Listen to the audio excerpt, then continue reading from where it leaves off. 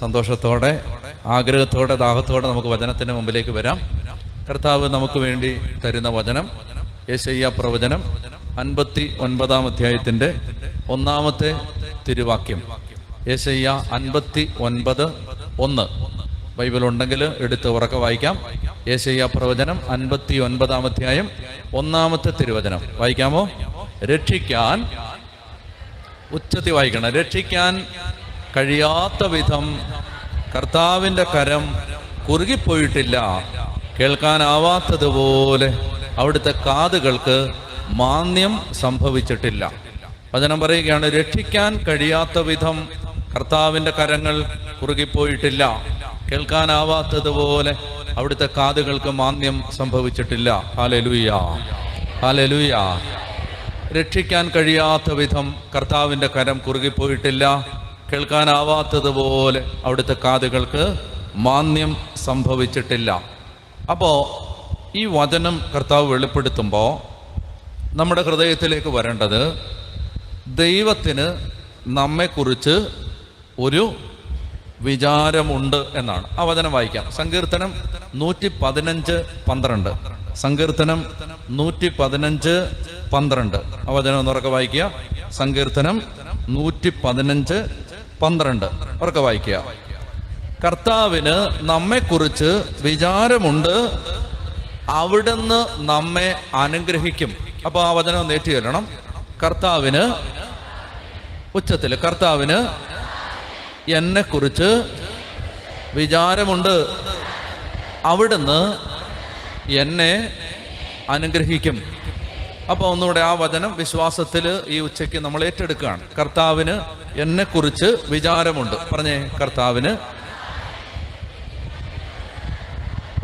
എന്നെക്കുറിച്ച് വിചാരമുണ്ട്, അവിടുന്ന് എന്നെ അനുഗ്രഹിക്കും. അപ്പോൾ ഒന്നുകൂടെ ഒന്ന് ഏറ്റെടുത്ത് വിശ്വാസത്തോടെ പറഞ്ഞേ, മുഴുവൻ പറഞ്ഞോ.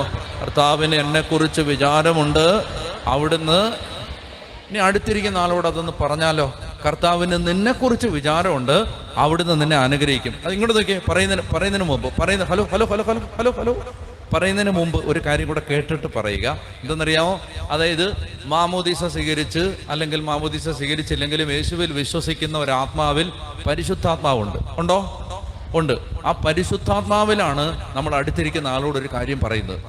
അപ്പം അതുകൊണ്ട് ഇവിടെ നിൽക്കുന്ന അച്ഛന്മാർ അവിടെ വന്ന് അടുത്ത് വന്ന് നിങ്ങളുടെ തലയൊക്കെ വെച്ച് പ്രാർത്ഥിച്ചില്ലെങ്കിലും പരിശുദ്ധാത്മാവിൽ ഒരാളൊരു കാര്യം പറയുമ്പോൾ അടുത്തിരിക്കുന്ന ആളിൽ അത് അഭിഷേകമാവും. നമുക്ക് പരിശുദ്ധാത്മാവ് ഉണ്ട് എന്ന് വിശ്വസിച്ച് വേണം. നടുവേദന മൂലം വിഷമിക്കുന്ന മക്കളെല്ലാം ഒന്ന് കൈ പൊക്കി പിടിച്ച് തന്നെ നിന്നോ. ഒരു നിമിഷം ഒന്ന് പ്രാർത്ഥിക്കുകയാണ്. കർത്താവ് അനേകം നടുവേദനയുള്ള മക്കളെ സുഖപ്പെടുത്തുന്നതായിട്ട് ഈ വചനം പറഞ്ഞപ്പോൾ കർത്താവ് ഒരു സന്ദേശം തന്നിട്ടുണ്ട്. ഒന്ന് നന്നായിട്ടൊന്ന് സ്തുതിച്ചേ. ഹല്ലേലൂയ. യേശുവേ സ്തുതിക്കുന്നു, സ്തുതിക്കുന്നു, സ്തുതിക്കുന്നു, സ്തുതിക്കുന്നു, സ്തുതിക്കുന്നു. യേശുവേ സ്തുതിക്കുന്നു, സ്തുതിക്കുന്നു, സ്തുതിക്കുന്നു, സ്തുതിക്കുന്നു. ആമേൻ, ആമേൻ. ഒന്ന് കരങ്ങൾ അടിച്ച് കർത്താവിന് നന്ദി പറഞ്ഞേ. നടുവിൻ്റെ വേദനയിൽ ഈശോ അത്ഭുതകരമായിട്ട് ഇടപെട്ടിരിക്കുന്നു. ഹല്ലേലൂയ. അപ്പോൾ നമ്മൾ പരിശുദ്ധാത്മാവ് മാമോദീസ സ്വീകരിച്ച യേശുവിൽ വിശ്വസിക്കുന്ന ഒരു വ്യക്തി പരിശുദ്ധാത്മാവിനാൽ നിറഞ്ഞിരിക്കുന്ന ഒരു വ്യക്തിയാണ്. ആണോ? സമ്മതിക്കുന്നുണ്ടോ? അമ്മച്ചി സമ്മതിക്കുന്നോ? ചേച്ചി സമ്മതിക്കുന്നോ? മോളെ സമ്മതിക്കുന്നുണ്ടോ? കൊച്ചേ ഉണ്ട്. എന്താ സമ്മതിക്കുന്നേ? നമ്മൾ മാമോദീസ വഴി അല്ലെങ്കിൽ യേശുവിൽ വിശ്വസിക്കുന്ന വഴി ചേട്ടൻ പരിശുദ്ധാത്മാവിനാൽ നിറഞ്ഞിരിക്കുന്ന ഒരാളാണ്. ചേട്ടന് കുറവൊക്കെ ഉണ്ട്, ചേച്ചിക്ക് കുറവൊക്കെ ഉണ്ട്, എന്നാലും നമ്മൾ പരിശുദ്ധാത്മാവ് നമ്മളിലുണ്ട്. ആ പരിശുദ്ധാത്മാവിലാണ് നമ്മളിപ്പോൾ ഒരു വചനം പറയാൻ പോകുന്നത് അടുത്തിരിക്കുന്ന ആളോട്. എന്താണ് ആ വചനം? കർത്താവിന് നിന്നെക്കുറിച്ച് വിചാരമുണ്ട്, അവിടുന്ന് നിന്നെ അനുഗ്രഹിക്കും. പറഞ്ഞേ ഹല്ലേലൂയ. ഇനി ആ ബോധ്യത്തോടെ വേണം വചനം പറയുകയാണെന്ന് വിചാരിച്ചു വേണം. വെറുതെ ഉഴപ്പരുത്, ചിരിച്ചും കളിച്ചും ഒന്നും പറയരുത്. വചനം പറയുകയാണ് അടുത്തിരിക്കുന്ന ആളോട്. പറഞ്ഞേ, കർത്താവിന് നിന്നെക്കുറിച്ച് വിചാരമുണ്ട്, അവിടുന്ന് നിന്നെ അനുഗ്രഹിക്കും. അല്ലല്ല, അത് അങ്ങനെ പറയരുത്. അല്ലല്ല, അതിങ്ങനെ കർത്താവ് നിന്നെക്കുറിച്ച് അങ്ങനെ പറയരുത്, അങ്ങനെ പറയരുത്. പിന്നെ അങ്ങനെ പറയേണ്ടത് ഞാൻ അങ്ങനെയാണോ പറഞ്ഞത്? നിങ്ങളോട് ഈ വചനം പറഞ്ഞപ്പോൾ കർത്താവിന് നിന്നെ അങ്ങനെയാണോ പറഞ്ഞത്? അല്ലല്ലോ, ഞാൻ അങ്ങനെ പറഞ്ഞത്. കർത്താവിന് നിന്നെക്കുറിച്ച് ഗൗരവമായിട്ട് പറയണം. ഇത് കളിതമാശല്ല, ഗൗരവമായിട്ട് പറയണം. കർത്താവിന് നിന്നെക്കുറിച്ച് വിചാരമുണ്ട്, അവിടുന്ന് നിന്നെ അനുഗ്രഹിക്കും. അങ്ങനെ സീരിയസ് ആയിട്ട് പറയണം. പറഞ്ഞേ.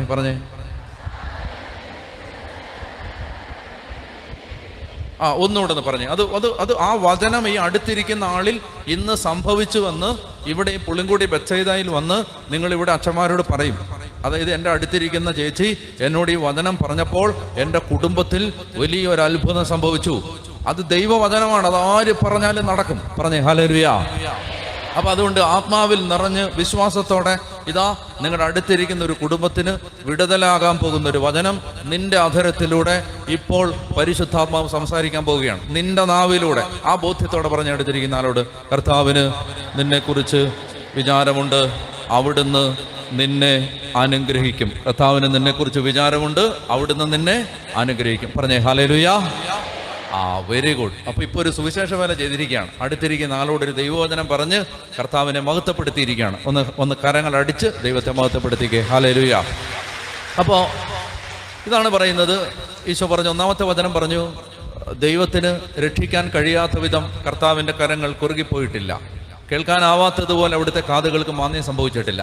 രണ്ടാമതായിട്ട് പരിശുദ്ധാത്മാവ് പറഞ്ഞു, ദൈവത്തിന് നിന്നെക്കുറിച്ച് വിചാരമുണ്ട്, അവിടുന്ന് നിന്നെ അനുഗ്രഹിക്കും. ഇനി അടുത്തൊരു വചനം ജെറമിയ 29 അധ്യായത്തില് 11 മുതലുള്ള തിരുവചനം വായിക്കാം. ജെറമിയ 29:11 മുതൽ ഉച്ചത്തി വായിക്കാം. ജെറമിയ 29:11 മുതൽ. കർത്താവ് അരുളി ചെയ്യുന്നു, നിങ്ങളെക്കുറിച്ചുള്ള പദ്ധതി എൻ്റെ മനസ്സിലുണ്ട്, നിങ്ങളുടെ നാശത്തിനല്ല ക്ഷേമത്തിനുള്ള പദ്ധതിയാണത്. നിങ്ങൾക്ക് ശുഭകരമായ ഭാവിയും പ്രത്യാശയും നൽകുന്ന പദ്ധതി. പറഞ്ഞേ ഹല്ലേലൂയ. അതായത് വചനം പറയുകയാണ്, എനിക്ക് നിങ്ങളെക്കുറിച്ചുള്ള പദ്ധതി എൻ്റെ മനസ്സിലുണ്ട്. നിങ്ങളെക്കുറിച്ചുള്ള പദ്ധതി നിങ്ങളുടെ മാതാപിതാക്കളുടെ മനസ്സിലുണ്ടാവില്ല, അധ്യാപകരുടെ മനസ്സിലുണ്ടാവില്ല, നിങ്ങളുടെ സ്നേഹിതരുടെയോ ഉറ്റവരുടെയോ ഉടയവരുടെയോ നിങ്ങളുടെ ആപത് ബാന്ധവത്തിൽ ഉപകരിക്കുമെന്ന് നിങ്ങൾ കരുതുന്ന ആരുടെയും മനസ്സിൽ ഇല്ലാത്ത നിങ്ങളെക്കുറിച്ചുള്ള പദ്ധതി ഈ പ്രപഞ്ചം സൃഷ്ടിച്ച ഉടയവൻ, സർവപ്രപഞ്ചത്തിൻ്റെയും ആധാരമായവൻ, സർവശക്തനായവൻ ദൈവം പറയുന്നു, എനിക്ക് നിന്നെക്കുറിച്ചുള്ള പദ്ധതി എൻ്റെ മനസ്സിലുണ്ട്. ഹല്ലേലൂയ. എൻ്റെ മനസ്സിലുണ്ട്. എന്നിട്ട് പറയുകയാണ്, നിന്റെ നാശത്തിനല്ല ക്ഷേമത്തിനുള്ള പദ്ധതിയാണത്. നീ നശിക്കാനുള്ള പദ്ധതിയല്ല, ക്ഷേമത്തിനുള്ള ശുഭകരമായ ഭാവിയും പ്രത്യാശയും നൽകുന്ന പദ്ധതി. നാലാഞ്ചിറയില് ഞങ്ങളുടെ ഒരു സ്ഥാപനത്തിന്റെ മുറ്റത്ത് നിന്ന് ഒരിക്കൽ ഒരു ചെറുപ്പക്കാരൻ അവന്റെ ഭാര്യയും അടുത്ത് ചേർത്ത് നിർത്തിയിട്ട് കണ്ണുനീരോടെ എൻ്റെ അടുത്ത് പറഞ്ഞു, അച്ഛാ, മക്കൾ 2 പേരാണ്, കടം കയറിയിട്ട് നാട്ടിൽ നിൽക്കാൻ പറ്റാത്ത അവസ്ഥയാണ്. ഇപ്പോൾ തിരുവനന്തപുരത്തേക്ക് കടക്കാരിൽ നിന്ന് രക്ഷപ്പെടാനായിട്ട് വന്നപ്പോൾ മക്കളെ കൊണ്ടുവന്ന് അമ്മയുടെ കയ്യിൽ ഏൽപ്പിച്ചിട്ട് തിരുവനന്തപുരത്തേക്ക് കയറുമ്പോൾ മക്കൾ എവിടെ പോകാന്ന് ചോദിച്ചപ്പോൾ പറഞ്ഞു, പപ്പയും അമ്മയും കൂടെ ഗൾഫിൽ പോകാന്ന് പറഞ്ഞു. ഗൾഫിൽ പോകാന്ന് പറഞ്ഞത് ആത്മഹത്യ ചെയ്യുന്നതിൻ്റെ ചുരുക്കപ്പേരായിരുന്നു അവർക്ക്. മരിക്കാൻ വന്നതാ രണ്ടും കൂടെ. അതായത് ഗൾഫിൽ പോകാന്ന് പറഞ്ഞ് മക്കൾക്ക് ഉമ്മയും കൊടുത്തിട്ട് ഇറങ്ങി. വന്നത് മരിക്കാനാണ്. പറയുകയാണ്, അച്ഛാ, ഞങ്ങൾ അധികം താമസിക്കാതെ ഗൾഫിൽ പോകുമെന്ന് പറഞ്ഞു. എനിക്ക് മനസ്സിലായില്ല ആദ്യം. ഗൾഫിൽ പോകുന്നിട്ട് ആ മനുഷ്യൻ കണ്ണുനീര് തുടച്ചിട്ട് പറഞ്ഞു, മക്കളോട് അങ്ങനെ പറഞ്ഞിട്ട് ഇറങ്ങിയെന്ന് പറഞ്ഞു. ഗൾഫിൽ പോകാന്ന് പറഞ്ഞിട്ട് ഇറങ്ങിയത്. ഗൾഫിൽ പോകാന്ന് പറഞ്ഞാൽ എന്നാന്നറിയോ അച്ഛന്? ഞങ്ങൾ മരിക്കാൻ പോകാന്ന് പറഞ്ഞു. നിൽക്കാൻ പറ്റത്തില്ല, നാട്ടിൽ നിൽക്കാൻ പറ്റത്തില്ല, വീട്ടിൽ നിൽക്കാൻ പറ്റത്തില്ല, എല്ലായിടത്തു നിന്നും പ്രശ്നങ്ങൾ. ഞങ്ങൾക്ക് വീട്ടിൽ കയറി കടക്കാർ കയറി ഇറങ്ങാണ്. അച്ഛാ, ഞങ്ങൾക്ക് ഒരു വഴിയില്ല, എന്ത് ചെയ്യും? അപ്പൊ അങ്ങനെ നിന്ന് കരഞ്ഞ ഒരു മനുഷ്യൻ. ഞാൻ കഴിഞ്ഞ ഒരു 3-4 മാസങ്ങൾക്ക് മുമ്പ് ഈ മധ്യ തിരുവിതാംകൂറിലെ ഒരു സ്ഥലത്ത് ഒരു കൺവെൻഷൻ പ്രസംഗിച്ചിട്ട് ഇറങ്ങുമ്പോൾ ഞാൻ ആ കൺവെൻഷൻ വേദിയിൽ അവരോട് പറഞ്ഞു, ഇന്ന് മൂവാറ്റുപുഴ കൺവെൻഷനാണ്. മൂവാറ്റുപുഴ കൺവെൻഷന് ഞാൻ പറഞ്ഞു, ആളുകളോട് പറഞ്ഞു, ഇന്ന് ഈ കൺവെൻഷൻ കഴിഞ്ഞിട്ട് ഞാനൊരു വീട്ടിൽ പോവും രാത്രിയിൽ. ഇന്ന് രാത്രിയിൽ ആ വീട്ടിൽ പോയാണ് ഭക്ഷണം കഴിക്കുന്നത്. ആ വീട് ഏതാണെന്നറിയാമോ? ഈ ഗൾഫിൽ പോകാനിരുന്നവൻ്റെ വീടാണ്. അന്ന് വീടില്ല, വസ്തുവില്ല, ജോലിയില്ല, തലയ്ക്ക് മേളിൽ കടം മാത്രം. അങ്ങനെ വന്ന് നിന്ന് ഒരു പ്രാർത്ഥനാലയത്തിൻ്റെ മുറ്റത്ത് നിന്ന് കരഞ്ഞ ഒരാളാണ്. ഇന്ന് അവന് വസ്തുവുണ്ട്, വീടുണ്ട്, മക്കൾക്ക് സന്തോഷമുണ്ട്. ഇന്ന് രാത്രിയിൽ അവൻ്റെ വീട്ടിലാണ് എൻ്റെ അത്താഴം. മനസ്സിലായോ? 4 കൊല്ലം കൊണ്ട് ജീവിതത്തിൻ്റെ ഗതി മുഴുവൻ ദൈവം മാറ്റിമറിച്ചത്, ദൈവത്തിൻ്റെ ഈ വചനം നിറവേറിയതാണ്. 1000-ങ്ങളല്ല, 10,000-ങ്ങളുടെ ജീവിതത്തിൽ ഞാനിത് കണ്ടിട്ടുണ്ട്. ദൈവത്തിന് നിന്നെക്കുറിച്ച് ഒരു പദ്ധതിയുണ്ട്. പറഞ്ഞേ ഹല്ലേലൂയ, പറഞ്ഞേ ഹല്ലേലൂയ. ദൈവത്തിന് നിന്നെക്കുറിച്ച് അത് പറയാം, നിങ്ങളെക്കുറിച്ചുള്ള പദ്ധതി എൻ്റെ മനസ്സിലുണ്ട്. അത് നാശത്തിനല്ല, മറിച്ച് ക്ഷേമത്തിനുള്ള പദ്ധതിയാണ്. നിങ്ങൾക്ക് ശുഭകരമായ ഭാവിയും പ്രത്യാശയും നൽകുന്ന പദ്ധതിയാണ്. പറയാവോ ഹല്ലേലൂയ? അടുത്ത വചനം വായിക്കാം. 31 ജെറമിയ 31:15. ജെറമിയ 32:26. ജെറമിയ 32:26 വായിക്കാം. ജെറമിയ 32:26 വേഗം വായിച്ചേ. അപ്പോൾ കർത്താവ് ജെറമിയായോട് അരുളി ചെയ്തു, ഞാൻ സകല മർത്യരുടെയും ദൈവമായ കർത്താവാണ്, എനിക്ക് അസാധ്യമായി എന്തെങ്കിലും ഉണ്ടോ? മനസ്സിലായോ? ദൈവം പറയുകയാണ്, ഞാൻ സകല മർത്യരുടെയും ദൈവമായ കർത്താവാണ്, എനിക്ക് അസാധ്യമായി എന്തെങ്കിലും ഉണ്ടോ? വചനമൊന്നേറ്റു പറഞ്ഞാലോ, ഞാൻ സകല മർത്യരുടെയും ദൈവമായ കർത്താവാണ്, ഞാൻ സകല മർത്യരുടെയും ദൈവമായ കർത്താവാണ്, എനിക്ക് അസാധ്യമായി എന്തെങ്കിലും ഉണ്ടോ? ഞാൻ സകല മർത്യരുടെയും ദൈവമായ കർത്താവാണ്, എനിക്ക് അസാധ്യമായി എന്തെങ്കിലും ഉണ്ടോ? ദൈവത്തിന് അസാധ്യമായിട്ട് എന്തെങ്കിലും ഉണ്ടോ എൻ്റെ ചേച്ചി? ദൈവത്തിന് അസാധ്യമായിട്ട് ഒന്നുമില്ല. എല്ലാ വഴികളും ദൈവത്തിന് തുറക്കാൻ പറ്റും. ഇന്ന് മദ്യപാനമാണ്, ദൈവത്തിനത് പരിഹരിക്കാൻ പറ്റും. ഇന്ന് നീ കടക്കണിയിലാണ്, ദൈവത്തിനത് പരിഹരിക്കാൻ പറ്റും. പ്രിയ ദൈവമക്കളെ, ഇന്ന് ഈ മധ്യാഹ്നത്തിൽ വചനം കേൾക്കാനിരിക്കുമ്പോൾ ആ ദൈവത്തെ ഹൃദയത്തിൽ ഏറ്റെടുക്കാനാണ് ഇത് ഞാൻ നിങ്ങളോട് പറയുന്നത്. നമ്മുടെ ദൈവം സർവശക്തനാണ്, സർവശക്തൻ. പറഞ്ഞേ ഹല്ലേലൂയ. ഞാൻ കഴിഞ്ഞ കാലങ്ങളിൽ ദൈവജനത്തെ ആവർത്തിച്ച് പഠിപ്പിച്ച 3 വാചകങ്ങളുണ്ട്. സർവശക്തൻ, സർവാധിപൻ, അത്യുന്നതൻ. ഈ 3 വാക്ക് വിശ്വസിച്ചാൽ മതി. ഞാൻ ഓസ്ട്രിയയിലെ വിയന്നയിൽ ഒരു ധ്യാനം നടത്തിയിട്ട് പോകാൻ ഇറങ്ങുമ്പോൾ ഒരു ചേച്ചി ഓടി വന്നിട്ട് പറഞ്ഞു, എനിക്കൊരു കാര്യം പറയണം. പറഞ്ഞിട്ടേ വിടത്തുള്ള അച്ഛനെ. ഞാൻ മൈക്ക് കൊടുത്തപ്പോൾ ആ ചേച്ചി പറഞ്ഞു, ഈ 3 വാക്കുകൾ കൊണ്ടാണ് ഞാൻ ജീവിച്ചിരിക്കുന്നത്. എൻ്റെ ഭർത്താവ് മരിച്ചു, എനിക്ക് ആരുമില്ല, ഈ 3 വാക്കുകൾ കൊണ്ടാണ് ഞാനിപ്പോൾ ജീവിച്ചിരിക്കുന്നത്. എന്നിട്ട് ആ ചേച്ചി ഒച്ചത്തി പറഞ്ഞു, സർവാധിപൻ, സർവശക്തൻ, അത്യുന്നതൻ. നമ്മുടെ ദൈവം സർവാധിപൻ, സർവശക്തൻ, അത്യുന്നതൻ എന്ന് പറഞ്ഞേ. സർവാധിപൻ, സർവശക്തൻ, അത്യുന്നതൻ. എന്നിട്ട് പറഞ്ഞേ, സർവാധിപൻ, സർവശക്തൻ, അത്യുന്നതൻ. ആ ദൈവം പറയാണ്, കർത്താവ് അരുളി ചെയ്യുന്നു, ഞാൻ സകല മർത്യരുടെയും ദൈവമായ കർത്താവല്ലേ, എനിക്ക് അസാധ്യമായി എന്തെങ്കിലും ഉണ്ടോ? പറഞ്ഞേ ഹല്ലേലൂയാ. ലൂക്ക 1:37 വേഗം വായിക്കും. ലൂക്ക 1:37. ലൂക്ക എല്ലാവരും എടുത്ത് വായിക്കും. ലൂക്ക 1:37 വേഗം വായിച്ചോ. ദൈവത്തിന് ഒന്നും അസാധ്യമല്ല. ദൈവത്തിന് ഒന്നും അസാധ്യമല്ല. ഒന്നൊക്കെ പറഞ്ഞേ, ദൈവത്തിന് ഒന്നും അസാധ്യമല്ല. എന്നോട് പറഞ്ഞേ, ദൈവത്തിന് ഒന്നും അസാധ്യമല്ല. ഇനി ഞാൻ എൻ്റെ മുമ്പിലിരിക്കുന്ന എല്ലാ മക്കളെയും ഒന്ന് നല്ല ശ്രദ്ധയോടെ കേൾക്കാനായിട്ട് ആവശ്യപ്പെടുകയാണ്. നിങ്ങളുടെ മനസ്സിൽ ഈ വചനം കേട്ടുകൊണ്ടിരിക്കുമ്പോൾ ഒരു ഭാരമുണ്ടോ? ഒരു പ്രയാസമുണ്ടോ? സങ്കടമൊന്നുമില്ലേ നിങ്ങളുടെ വീട്ടിൽ? ഒരു ദുഃഖവും ഇല്ലേ നിങ്ങളുടെ വീട്ടിൽ? അതാണ് ഞാൻ ചോദിച്ചേ. വചനം കേൾക്കുന്നതിൽ ഭാരമുണ്ടോന്നല്ല, നിങ്ങളുടെ കുടുംബത്തിൽ നിങ്ങളെ അലട്ടുന്നൊരു പ്രശ്നമുണ്ടോ? നിങ്ങളെ അലട്ടുന്നൊരു മനപ്രയാസം ഉണ്ടോ? ഉണ്ട്. നിങ്ങൾക്ക് എന്നും വേദന സമ്മാനിക്കുന്ന ഒരു പ്രയാസം ഒന്നെങ്കിലും ഉണ്ടോ? ഉണ്ട്. അതൊന്ന് മനസ്സിലോർത്തേ. നമ്മുടെ കർത്താവ് വചനത്തിലൂടെ പറയാണ്. ഞാനിപ്പോൾ ഇവിടേക്ക് വരുമ്പോൾ ഞാൻ കർത്താവിനോട് ചോദിച്ചു, എൻ്റെ കർത്താവ്, പുളിങ്കുടിയിലെ മക്കളോട് എന്താ പറയേണ്ടത്? കർത്താവ് പറയാണ്, രക്ഷിക്കാൻ കഴിയാത്ത വിധം എൻ്റെ കരങ്ങൾ കുറുകിപ്പോയിട്ടില്ല. അതുകൊണ്ടാണ് ഞാനിത് പറഞ്ഞത്. അപ്പോൾ അതുകൊണ്ട് അത് കർത്താവ് തന്ന വചനം ആയതുകൊണ്ട് നിങ്ങളെ ഇന്ന് അലട്ടുന്ന ഈ പ്രയാസം അത് കർത്താവിൻ്റെ കയ്യിലോട്ട് കൊടുത്തിട്ട് നിങ്ങൾ വിശ്വാസത്തോടെ ഇപ്പോൾ ഞാൻ പറയുന്നത് പോലെ നേറ്റ് പറയണം, എൻ്റെ കർത്താവേ, അങ്ങേക്ക് അസാധ്യമായി ഒന്നുമില്ലെന്ന് അങ്ങ് അരുളി ചെയ്തല്ലോ.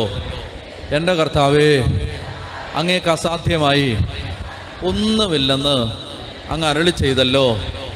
എന്നെ വേദനിപ്പിക്കുന്ന, എന്നെ അലട്ടിക്കൊണ്ടിരിക്കുന്ന ഈ പ്രയാസത്തിലേക്ക് എൻ്റെ കർത്താവേ നീ കടന്നു വന്ന് അത് ഏറ്റെടുക്കുന്നതിന് ഞാൻ അങ്ങേക്ക് നന്ദി പറയുന്നു.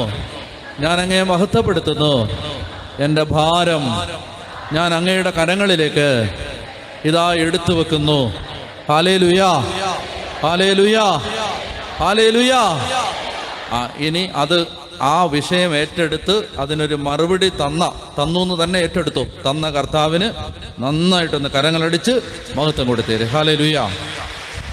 അതൊക്കെ പറഞ്ഞേ ഹല്ലേലൂയ, ഹല്ലേലൂയ, ഹല്ലേലൂയ, ഹല്ലേലൂയ. ഇനി ആ വിഷയം വിട്ടേര്. കർത്താവ് അതിനകത്ത് ഇടപെട്ടു എന്ന് വിശ്വസിച്ച് അടുത്ത വചനം വായിച്ചു. 1 പത്രോസ് 5-ാം അധ്യായം, 1 പത്രോസ് 5-ാമത്തെ അധ്യായത്തിന്റെ 6-ാമത്തെ വാക്യം. 1 പത്രോസ് 5-ാം അധ്യായത്തിന്റെ 6-ാമത്തെ തിരുവചനം. 1 പത്രോസ് 5:6 വായിച്ചേ. ദൈവത്തിന്റെ ശക്തമായ കരത്തിന്റെ കീഴിൽ താഴ്മയോടെ നിൽക്കുവിൻ, അവിടുന്ന് തക്ക സമയത്ത് നിങ്ങളെ ഉയർത്തിക്കൊള്ളും. ദൈവത്തിന്റെ ശക്തമായ കരത്തിന് കീഴിൽ താഴ്മയോടെ നിൽക്കുവിൻ, അവിടുന്ന് തക്ക സമയത്ത് നിങ്ങളെ ഉയർത്തിക്കൊള്ളും. അടുത്ത വാക്യം. അവിടുന്ന് നിങ്ങളുടെ കാര്യത്തിൽ ശ്രദ്ധാലുവാണ്. അവിടുന്ന് നിങ്ങളുടെ കാര്യത്തിൽ ശ്രദ്ധാലുവാണ്. നിങ്ങളുടെ ഉത്കണ്ഠകളെല്ലാം അവിടുത്തെ ഏൽപ്പിക്കുവിൻ, അവിടുന്ന് നിങ്ങളുടെ കാര്യത്തിൽ ശ്രദ്ധാലുവാണ്. ഇവിടെ നോക്കിയേ, നിങ്ങളുടെ ഉത്കണ്ഠകളെല്ലാം എന്ത് ചെയ്യണം? അത് ചുമന്നുകൊണ്ട് നടക്കണം. അതുകൊണ്ട് വിഷമിച്ച് ഇങ്ങനെ വന്ന് ഹാർട്ട് അറ്റാക്ക് പിടിക്കണം. എന്താണ് നിങ്ങളുടെ ഉത്കണ്ഠകളെല്ലാം എന്ത് ചെയ്യണം? കർത്താവിനെ ഏൽപ്പിക്കണം. എനിക്കറിയാവുന്ന അനേകം ആളുകൾ ദുഃഖം ചുമന്നുകൊണ്ട് നടക്കുന്നേ ഉള്ളൂ, ഏൽപ്പിച്ചു കൊടുത്തിട്ടില്ല. നിങ്ങളുടെ ഉത്കണ്ഠകളെല്ലാം കർത്താവിനെ ഏൽപ്പിക്കണം. എങ്ങനെയാണ് നമ്മുടെ ഉത്കണ്ഠകൾ കർത്താവിനെ ഏൽപ്പിക്കുന്നത്? എങ്ങനെ ഏൽപ്പിക്കുന്നത്? ഇപ്പം നിങ്ങൾക്കൊരു പ്രയാസമുണ്ട്, സഹോദരിക്കൊരു പ്രയാസമുണ്ട്. ആ പ്രയാസം എന്നെ ഏൽപ്പിച്ചു. ഇപ്പൊ സഹോദരിക്ക് എന്തെങ്കിലും ഒരു പ്രയാസമുണ്ട്, ആ പ്രയാസം എന്ത് ചെയ്തു? എന്നെ ഏൽപ്പിച്ചു. എങ്ങനെ ഏൽപ്പിക്കുന്നത്? എന്നെ എങ്ങനെ ഏൽപ്പിക്കുന്നത്? അവിടെ നിന്ന് ഇങ്ങനെ എറിഞ്ഞു തരുമോ? എൻ്റെ അടുത്ത് വന്ന് പറയും, അച്ഛാ എന്നെ കൊണ്ട് ഇത് ചെയ്യാൻ പറ്റത്തില്ല, അച്ഛൻ എന്നെ ഒന്ന് സഹായിക്കണം, അച്ഛൻ സഹായിക്കുന്ന എനിക്ക് ഉറപ്പാണ്, ഞാൻ ഈ കാര്യം അച്ഛനെ ഏൽപ്പിച്ചിരിക്കും. ഏൽപ്പിക്കുന്നത് എങ്ങനാ? പറഞ്ഞുകൊണ്ടാണ്. അപ്പോ നമ്മുടെ ഉത്കണ്ഠകൾ കർത്താവിനെ ഏൽപ്പിക്കേണ്ടത് എങ്ങനെയാണെന്നറിയാമോ? എല്ലാ ഉത്കണ്ഠകളും കർത്താവിനോട് പറയണം. പറഞ്ഞേ ഹല്ലേലൂയ, ഹല്ലേലൂയ. എല്ലാ ഉത്കണ്ഠകളും, അതായത് എന്ത് പ്രയാസം ഉണ്ടെങ്കിലും അത് ചുമന്നുകൊണ്ട് നടക്കരുത്. അതുകൊണ്ട് ഇങ്ങനെ ഓർത്ത് വിഷമിച്ച് നടക്കരുത്. ആ വിഷമാണ് പലരുടെയും രോഗമായിട്ടും വീട്ടിൽ ദേഷ്യപ്പെടലായിട്ടും പ്രതികരണമായിട്ടും വഴക്കായിട്ടും ഒക്കെ മാറുന്നത് ഈ ചുമന്നുകൊണ്ട് നടക്കുന്നതാണ്. എന്ത് ചെയ്യണം? അത് നമ്മുടെ പ്രയാസം നമ്മുടെ ഹൃദയത്തിൽ വെച്ചുകൊണ്ട് നടക്കാതെ അത് കർത്താവിനോട് പോയി പറയണം. അതെപ്പോഴാ പറയുന്നത്? എപ്പോൾ പറയും? അതിനാണ് നമുക്ക് പ്രാർത്ഥിക്കാൻ ജീവിതത്തിൽ ഒരു സമയം വേണം. നന്നായിട്ട് എന്നെ ശ്രദ്ധിക്കണം. അതുകൊണ്ട് പ്രാർത്ഥിക്കാൻ ദൈവമക്കൾ പഠിക്കണം. പ്രാർത്ഥന, ബൈബിളിലെ പ്രാർത്ഥനയെക്കുറിച്ച് നമ്മൾ കാണുമ്പോൾ പ്രാർത്ഥനയെക്കുറിച്ച് ബൈബിൾ പറയുമ്പോഴെല്ലാം അതിങ്ങനെ വെറുതെ ഇങ്ങനെ കണ്ണടച്ച് മിണ്ടാതിരിക്കുന്ന ധ്യാനമല്ല ബൈബിളിലെ പ്രാർത്ഥനകൾ. ബൈബിളിലെ പ്രാർത്ഥനകളുടെ പ്രത്യേകത, ആ ദൈവമക്കൾ പ്രാർത്ഥിക്കുന്നത് ഉച്ചത്തിൽ സ്വരമുയർത്തി ദൈവത്തോട് അവരുടെ കാര്യം പറയുന്നതാണ് ബൈബിളിലെ പ്രാർത്ഥന. അതുകൊണ്ടാണ് ഈശോ പറഞ്ഞത്, ചോദിക്കുവിൻ നിങ്ങൾക്ക് ലഭിക്കും. നിങ്ങളുടെ ആവശ്യങ്ങൾ ദൈവസന്നിധിയിൽ നിങ്ങൾ സമർപ്പിക്കണം എന്ന് ദൈവം നമ്മളോട് പറഞ്ഞു തന്നതിന്റെ കാരണം നമ്മുടെ നാവ് കൊണ്ട് നമ്മുടെ ആവശ്യങ്ങൾ കർത്താവിനോട് പറയാൻ വേണ്ടി എന്ത് ചെയ്യണം? ഞാൻ നഴ്സറി ക്ലാസ്സിലെ പിള്ളേർക്ക് പറഞ്ഞു തരുന്ന പോലെ പറയാൻ പോവാണ്. എന്ത് ചെയ്യണം? അതിന് എനിക്ക് നിങ്ങൾക്കൊരു ഉപദേശമുണ്ട്. എല്ലാ വീടുകളിലും നിങ്ങൾ ഒരു പ്രാർത്ഥനാ പായ വാങ്ങണം. എൻ്റെ ഒരു ഉപദേശമാണ്, ഡാനിയൽ അച്ഛൻ്റെ ഒരു ഉപദേശം. എന്തിനാണ്? പ്രാർത്ഥനാ പായ എന്ന് പറഞ്ഞാൽ അതെന്ത് പായയാണ്? ആ പായ നിങ്ങളുടെ വീട്ടിൽ ഇരുന്ന് പ്രാർത്ഥിക്കുമോ? അങ്ങനത്തെ പായാണോ അത്? അല്ല, മറിച്ച് പ്രാർത്ഥിക്കാൻ നിങ്ങൾ വീട്ടിൽ ഉപയോഗിക്കാൻ വേണ്ടി ഒരു പായ. അത് വാങ്ങാൻ നിങ്ങൾക്ക് പണമില്ലെങ്കിൽ നിങ്ങൾ മൗണ്ട് കാർമലി വന്നിട്ട് ഓഫീസിൽ ചോദിച്ചാൽ മതി, ആ പായക്കുള്ള പൈസ അവിടുന്ന് തരും. അത് വാങ്ങാൻ നിങ്ങൾക്ക് പണമില്ലെങ്കിൽ, അങ്ങനെയൊന്നും ആരും വരുത്തില്ല. കാരണം അത് വാങ്ങാൻ എല്ലാവരുടെയും മൊബൈലിൽ റീചാർജ് ചെയ്യാൻ പൈസ ഉണ്ടല്ലോ, അപ്പോൾ പിന്നെ പായ വാങ്ങാനും ഉണ്ടാവും. അപ്പോൾ അതുകൊണ്ട് എന്ത് ചെയ്യണം? നിങ്ങൾ ഒരു പ്രാർത്ഥനാ പായ വാങ്ങണം. എന്ന് പറഞ്ഞാൽ വലിയ പായൊന്നും വേണ്ട, ഒരാൾക്ക് ഇരിക്കാൻ പറ്റുന്ന, 2 പേർക്ക് ഇരിക്കാൻ പറ്റുന്ന ഒരു സാധാരണ പായ എന്ന് പറഞ്ഞാൽ മനസ്സിലായോ? മനസ്സിലായി? ഇവിടെ പായെന്ന് തന്നെയല്ലേ എന്നെ പറയുന്നേ, വേറെ വല്ലതും ആണോ? അല്ല. ഓക്കെ. അപ്പോൾ ഒരു പ്രാർത്ഥനാ പായ വാങ്ങണം. അപ്പോൾ ഞാൻ പറയുന്ന കാര്യം നമുക്ക് മനസ്സിലാവുന്നുണ്ടെങ്കിൽ എത്ര പേര് വാങ്ങും? ഞാൻ നോക്കട്ടെ. അത് പകുതി പേരെ വാങ്ങത്തുള്ളൂ. അതെന്നാ ബാക്കിയുള്ളവർ തന്നെ വാങ്ങാത്തേ? ഉണ്ടോ? നിങ്ങൾ കിടക്കുന്ന പായയുടെ കാര്യമല്ല ഞാൻ പറഞ്ഞത്. പ്രാർത്ഥിക്കുമ്പോൾ മാത്രം ഉപയോഗിക്കുന്ന പായ, വേറെ ഒരു കാര്യത്തിന് എടുക്കാത്തൊരു പായ. അതായത് പ്രാർത്ഥിക്കുമ്പോൾ മാത്രമേ ഉപയോഗിക്കൂ, വേറെ ഒന്നിനും എടുക്കത്തില്ല. അങ്ങനത്തെ പായ എത്ര പേരുടെ വീട്ടിലുണ്ട്? ഇത്രയല്ലേ ഉള്ളൂ. അപ്പോൾ ബാക്കിയുള്ളവരോ? ഇനി ഞാൻ ഒന്നുകൂടെ ചോദിക്കുകയാണ്, പ്രാർത്ഥിക്കാൻ വേണ്ടി മാത്രം അതെടുത്തിട്ട് ചൂടാണല്ലോ എന്ന് പറഞ്ഞ് മുറ്റത്തിട്ടിട്ട് അവിടെ കിടക്കരുത്. പ്രാർത്ഥിക്കാണ്ടിരിക്കുമ്പോൾ അത് വിരിച്ചിട്ട് നിന്നോ ഇരുന്നോ പ്രാർത്ഥിക്കാൻ ഒരു പ്രാർത്ഥനാ പായ അത് വാങ്ങും. അത് അങ്ങനെയുള്ളവരൊന്ന് കൈവയ്ക്കുക നോക്കട്ടെ. കുറേ അധികം പേര് വാങ്ങും. എന്നാലും കുറച്ച് പേര് വാങ്ങുന്നില്ല. എന്നാണെന്തോ ഉണ്ടോ? ഓക്കെ ഉണ്ട്. ഞാൻ വിശ്വസിച്ചു. നിങ്ങൾ പറയുന്നത് വിശ്വസിക്കുകയല്ലേ. എനിക്കിപ്പോൾ ഇൻസ്പെക്ഷൻ നടത്താൻ പറ്റത്തില്ലല്ലോ വീട്ടിൽ വന്ന്. ഉണ്ടല്ലേ? അപ്പോൾ പ്രാർത്ഥനാപ്പായ ഇനി എന്ത് ചെയ്യണം? ആ പ്രാർത്ഥനാപ്പായ ഒരു മൂലയ്ക്ക് ചുരുട്ടി വെക്കാൻ വേണ്ടിയിട്ടല്ല, മറിച്ച് അതെടുത്തിട്ട് എല്ലാ ദിവസവും കുറേ സമയം, ഒരു അരമണിക്കൂറോ 1 മണിക്കൂറോ എല്ലാ ദിവസവും ആ പായ വിരിച്ചിട്ട് നിലത്തിരിക്കണം. ഇനി ഞാൻ ചോദിക്കുകയാണ്, നിങ്ങൾ വിചാരിക്കും ഇയാൾ ഇതൊക്കെ പറയാനാണോ വന്നതെന്ന് വിചാരിക്കും. എന്നാലും എനിക്ക് സങ്കടമില്ല. ഞാൻ നഴ്സറി ക്ലാസ്സിലാണ് സംസാരിക്കുന്നത് ഇപ്പം. എന്താ പറയുക, ഞാൻ നിങ്ങളോട് ചോദിക്കട്ടെ, നിങ്ങൾക്ക് വെറും നിലത്ത് ഇങ്ങനെ ചമ്രം പടഞ്ഞിരിക്കാൻ പറ്റുന്നവരെല്ലാം ഒന്ന് കൈവെക്കുകയും ചെയ്യും. അങ്ങനെ പറ്റാത്തവരുണ്ട്, കാല് വയ്യാത്തവരും മുട്ട് വയ്യാത്തവരൊക്കെ ഉണ്ട്. അങ്ങനെ അല്ലാതെ വെറും നിലത്തിരിക്കാൻ പറ്റുന്നവരുണ്ടല്ലോ. ഇന്നത്തെ മനുഷ്യന് കൈവേദന, കാലുവേദന, പുറം വേദന, എന്താ കാര്യം എന്നറിയാമോ? ഈ നിലത്തിരിപ്പില്ലിപ്പം. ഇപ്പം എല്ലാവരും കസേരയിലും സോഫയിലും ഇങ്ങനെ ചാരി കിടന്നും. ഇപ്പം ഈ നിലത്തിരിപ്പില്ലല്ലോ. ഉണ്ടോ അമ്മച്ചി? ഇവിടെയൊക്കെ കാണുമല്ലേ? ഉണ്ടോ? നിലത്തിരി ഈ പണ്ടി കൊരണ്ടി എന്നൊക്കെ പറഞ്ഞ സാധനം ഇല്ല, ഇങ്ങനെ ഇട്ടിട്ട് നിലത്തൊക്കെ ഇരുന്ന്. ഇപ്പം അതൊന്നും ഇല്ല. ഉണ്ടോ? ഇല്ല. എല്ലാവരും ഇപ്പോൾ കസേരയിലും ഒക്കെയാണ്. ഇപ്പോൾ സാരമില്ല, നല്ല കസേരയൊക്കെ വാങ്ങിച്ചിരുന്നോ, കുഴപ്പമൊന്നുമില്ല. എനിക്ക് കുശുമൊന്നും ഉണ്ടായിട്ട് ഞാൻ പറയുന്നില്ല. ഈ മുട്ടുവേദനയും കാലുവേദനയും വരാതിരിക്കാൻ പറയുകയാണ്, വെറും നിലത്തൊക്കെ ഇരിക്കണം. അപ്പോൾ വെറും നിലത്തിരിക്കണം പ്രാർത്ഥിക്കുമ്പോൾ. അപ്പോൾ നിങ്ങൾ വിചാരിക്കും അച്ഛൻ അങ്ങനെ പറയാം, അച്ഛൻ കസേര ഇരുന്നല്ലേ. ഞാൻ പ്രാർത്ഥിക്കുമ്പോഴെല്ലാം ഞാൻ തറയിലിരുന്നാണ് പ്രാർത്ഥിക്കുന്നത്. കുറേ കാലങ്ങളായിട്ട് നിലത്തിരുന്നാണ് പ്രാർത്ഥിക്കുന്നത്. എൻ്റെ വ്യക്തിപരമായ എല്ലാ പ്രാർത്ഥനയും ഞാൻ നിലത്തിരുന്നാണ് പ്രാർത്ഥിക്കുന്നത്. അതിനൊരു പ്രാധാന്യമുണ്ട്. എന്തിനെന്നറിയാമോ? നമ്മൾ ഒന്നുമല്ല ദൈവത്തിൻ്റെ മുമ്പിൽ. ഒരു കസേര ഇരിക്കാനുള്ള യോഗ്യത നമുക്ക് കർത്താവിൻ്റെ മുമ്പിൽ സത്യം പറഞ്ഞാൽ ഇല്ല. കസേര ഇട്ടിരിക്കാനുള്ള യോഗ്യതയില്ല. നമ്മൾ കർത്താവ് ഇരിക്കുമ്പോൾ നമ്മൾ നിലത്തിരിക്കണം. നിങ്ങൾ ധ്യാനകേന്ദ്രത്തിൽ നിലത്തിരിക്കണ്ട, കസേര ഇരുന്നോ കുഴപ്പമില്ല. മറിച്ച് നിങ്ങൾ വീടുകളിൽ നിങ്ങൾ ഈ പ്രാർത്ഥനാപ്പായ മുട്ടു ആവുന്നവരും നടുവിന് പ്രശ്നമില്ലാത്തവരും അങ്ങനെ ആരോഗ്യ പ്രശ്നമില്ലാത്ത എല്ലാ മക്കളും എന്ത് ചെയ്യണമെന്നറിയാമോ? നിങ്ങൾ ഈ പ്രാർത്ഥനാപ്പായ വിരിച്ചിട്ട് വെറും നിലത്തിരിക്കണം. ഞാൻ പറയുന്നത് അക്ഷരം പ്രതി ചെയ്യണം. ഇന്ന് രാത്രി മുതൽ നിങ്ങളുടെ വീട്ടിൽ വ്യത്യാസം വരുമെന്ന് കർത്താവിൻ്റെ വചനം പ്രഘോഷിക്കുന്ന ഒരു അഭിഷിക്തൻ എന്ന നിലയിൽ യേശുവിൻ്റെ നാമത്തിലാണ് ഞാൻ പറയുന്നത്. അത് സംഭവിച്ചിരിക്കും. ഞാൻ ഇതുപോലെ ഒരിക്കൽ പത്തനംതിട്ടയ്ക്ക് അടുത്തൊരു പള്ളിയിൽ, അന്ന് ഞാൻ ആ പള്ളിയിലെ വികാരിയച്ഛനാണ്. അപ്പോൾ ആ പള്ളിയിൽ ഞാൻ ആദ്യ ഞായറാഴ്ചകളിൽ ധ്യാനം നടത്തിയിരുന്നു. അപ്പോൾ ആ ധ്യാനത്തിന് ഞാൻ ഇതുപോലെ പറഞ്ഞു, എൻ്റെ പ്രിയപ്പെട്ട ഇടവകാംഗങ്ങളെ, നിങ്ങളുടെ വീട്ടിൽ ഒരു പ്രാർത്ഥനാപ്പായ ഇല്ലെങ്കിൽ നിങ്ങളത് വാങ്ങണം. എന്നിട്ട് നിങ്ങൾ നിലത്തിരുന്ന് പ്രാർത്ഥിക്കണം. അപ്പോൾ ഒരു പെൺകുട്ടി ഒരു കൈക്കുഞ്ഞിനെയും കൊണ്ട്, കുഞ്ഞ് കരയുന്നത് കൊണ്ട് പള്ളിക്കകത്തിരിക്കാതെ പള്ളിയുടെ മുറ്റത്ത് നിന്നിട്ട് ആ ജനാല വഴി ഈ വചനം കേട്ടുകൊണ്ട് നിൽക്കുന്നുണ്ട്. അവൾ ഇത് നിന്നുകൊണ്ട് കേട്ടപ്പോൾ ഈ കൊച്ചിനെ എടുത്തുകൊണ്ട് അവൾ ചിന്തിച്ചു, ഇന്ന് തന്നെ ഒരു പ്രാർത്ഥനാപ്പായ വാങ്ങണം. അപ്പോൾ ഉച്ചയ്ക്ക് ധ്യാനം കഴിഞ്ഞു. അവൾ വീട്ടിലേക്ക് പോകാതെ നേരെ കടകളുള്ള ഭാഗത്തേക്ക് പോയി. ക്രിസ്ത്യാനികൾ തിങ്ങിപ്പാർക്കുന്ന ഒരു സ്ഥലമാണ്. ഞായറാഴ്ചകളിൽ അധികം കടകളൊന്നും തുറക്കില്ല. തുറന്ന കടകളിൽ പലതിലും പായില്ല. അവസാനം തുറന്ന കടകളിൽ, പായുള്ള കടകളിൽ പാ കണ്ടുപിടിച്ച് വാങ്ങി വീട്ടിലെത്തുമ്പോഴേക്കും 3 മണി കഴിഞ്ഞു. അപ്പോൾ അമ്മായിമ്മ മരിച്ചു പോയതാണ്. അമ്മായിപ്പൻ മാത്രമേ ഉള്ളൂ, ഭർത്താവ് ഗൾഫിലാണ്. അപ്പോൾ അമ്മായിപ്പൻ കലിതുള്ളി നിൽക്കുകയാണ്. നീ ഇത്രയും നേരം എവിടെ ആയിരുന്നു എന്ന് ചോദിച്ചിട്ട് അവൾ പറഞ്ഞു, ഞാനിങ്ങനെ അച്ഛൻ പറഞ്ഞതനുസരിച്ച് പായ വാങ്ങാൻ പോകാണ്. എന്നെ പറഞ്ഞ് ബോധിപ്പിക്കണ്ട, നിന്റെ ഭർത്താവ് രാവിലെ മുതൽ വിളിച്ചുകൊണ്ടിരിക്കുകയാണ്, നീ അവനെ തിരിച്ചു വിളിക്കാൻ പറഞ്ഞു. ഇപ്പോഴാണ് അവൾ ഓർത്തത്, പള്ളിക്കകത്ത് കയറിയപ്പോൾ ഈ ഫോൺ സൈലൻ്റ് ആക്കി വെച്ചിരിക്കുകയായിരുന്നു. അവൾ പെട്ടെന്ന് ഫോൺ എടുത്തു. ഈ കുഞ്ഞിനെ എടുത്തുകൊണ്ട് വന്നപ്പോൾ ഫോൺ നോക്കിയില്ല. അവൾ ഫോൺ എടുത്ത് നോക്കിയപ്പോൾ കുറേ അധികം മിസ്ഡ് കോൾ ഭർത്താവിൻ്റെ. ദൈവമേ, ഇന്ന് ഭൂകമ്പം ഉണ്ടാവുമെന്ന് മനസ്സിലായി. അവൾ പെട്ടെന്ന് ഭർത്താവിനെ തിരിച്ചു വിളിച്ചു. അപ്പോൾ അവൻ വേഗം കട്ട് ചെയ്തിട്ട് തിരിച്ചു വിളിച്ചു കഴിഞ്ഞപ്പോഴേക്കും അവൻ പറയുകയാണ്, നീ എവിടെ പോയി കിടക്കുമായിരുന്നു? നിന്നെ ഞാൻ രാവിലെ മുതൽ വിളിക്കുകയാണ്. അപ്പോൾ പറഞ്ഞു, ഇന്ന് പള്ളിയിൽ ധ്യാനമായിരുന്നു, ഉച്ചവരെ ധ്യാനമായിരുന്നു. നീ ഉച്ചവരെ ധ്യാനമാണെങ്കിൽ അത് 12:30 1 മണി തീർന്നില്ലേ, നീ 3 മണി വരെ എവിടെയായിരുന്നു? അപ്പോൾ പറഞ്ഞു, ഞാൻ പ്രാർത്ഥനാപ്പായ വാങ്ങാൻ പോയതായിരുന്നു. അപ്പോൾ അയാൾ വീണ്ടും ക്ഷോഭിച്ചു, നീ പ്രാർത്ഥനാപ്പായ, നിനക്കറിയോ നിന്നോടൊരു കാര്യം പറയാൻ വേണ്ടി ഞാൻ എത്ര നേരമായിട്ട് വിളിക്കുകയാണ്. അപ്പോൾ ഈ മകൻ്റെ അവസ്ഥ, ഈ ഭർത്താവിൻ്റെ അവസ്ഥ എന്താണെന്ന് വെച്ചാൽ, ഇവന് കുറേ നാളുകളായി ഇവന് ജോലി ചെയ്യുന്നതല്ലാതെ ഒരു പൈസ പോലും ശമ്പളം കിട്ടുന്നില്ല. അതുകൊണ്ട് ഇവള് കെട്ടുതാലി വരെ പണയം വെച്ച് ഇവൻ അങ്ങോട്ട് പൈസ അയച്ചു കൊടുത്തോണ്ടിരിക്കുകയാണ്. പൈസ കിട്ടുമെന്ന് വിചാരിച്ചിട്ട് കിട്ടുന്നേ ഇല്ല.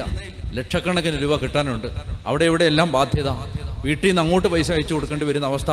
അങ്ങനെ ഇരിക്കുന്ന അവസരത്തിൽ ഇവൻ ഗൾഫിൽ ജോലി ചെയ്യാന്നേ ഉള്ളൂ, ഇവിടുന്ന് അങ്ങോട്ട് പൈസ അയച്ചു കൊടുക്കുകയാണ് അവള്. ആ അവസ്ഥയിൽ ആ കുടുംബം വിഷമിച്ചിരുന്ന സമയത്താണ് അപ്പോൾ ഇവള് പറഞ്ഞു, ഞാൻ അച്ഛൻ പറഞ്ഞു നമ്മുടെ കുടുംബത്തിലെ പ്രയാസം എല്ലാം മാറും, നമ്മളൊരു പായ വാങ്ങിച്ച് അതിട്ട് നിലത്തിരുന്ന് പ്രാർത്ഥിക്കണമെന്ന് അച്ഛൻ പറഞ്ഞു. ഉടനെ ഇവൻ്റെ വഴക്കങ്ങ് നിന്നു. വഴക്ക് നിന്നിട്ട് അവൻ ചോദിച്ചു, അച്ഛനിത് എപ്പോഴാ പറഞ്ഞേ, നീ അവിടുത്തെ നാട്ടിലെ സമയം വെച്ചെന്ന് പറയാൻ ചോദിച്ചു. അപ്പോൾ അവള് സമയം പറഞ്ഞു. അതിനെ സമയമൊക്കെ ചോദിക്കുന്നതെന്ന് ചോദിച്ചു. അപ്പോൾ അപ്പുറത്ത് ഒരു ഏങ്ങലടി കേൾക്കാം. അവന് വിങ്ങിക്കരഞ്ഞുകൊണ്ട് അവൻ പറഞ്ഞു, നീ പ്രാർത്ഥനാപ്പായ വാങ്ങാൻ അപ്പോൾ തീരുമാനിച്ചായിരുന്നോ? അപ്പോൾ പറഞ്ഞു, തീരുമാനിച്ചു. നിനക്കറിയോ ഒരു കാര്യം, നീ പ്രാർത്ഥനാപ്പായ വാങ്ങാൻ അവിടെ ഹൃദയത്തിൽ വാങ്ങിയിട്ടില്ല, ഹൃദയത്തിൽ തീരുമാനമെടുത്ത സമയത്ത് ഞാൻ എനിക്ക് മാസങ്ങളായിട്ട് കിട്ടാണ്ടുണ്ടായിരുന്ന പണം മുഴുവൻ വാങ്ങിക്കുകയായിരുന്നു.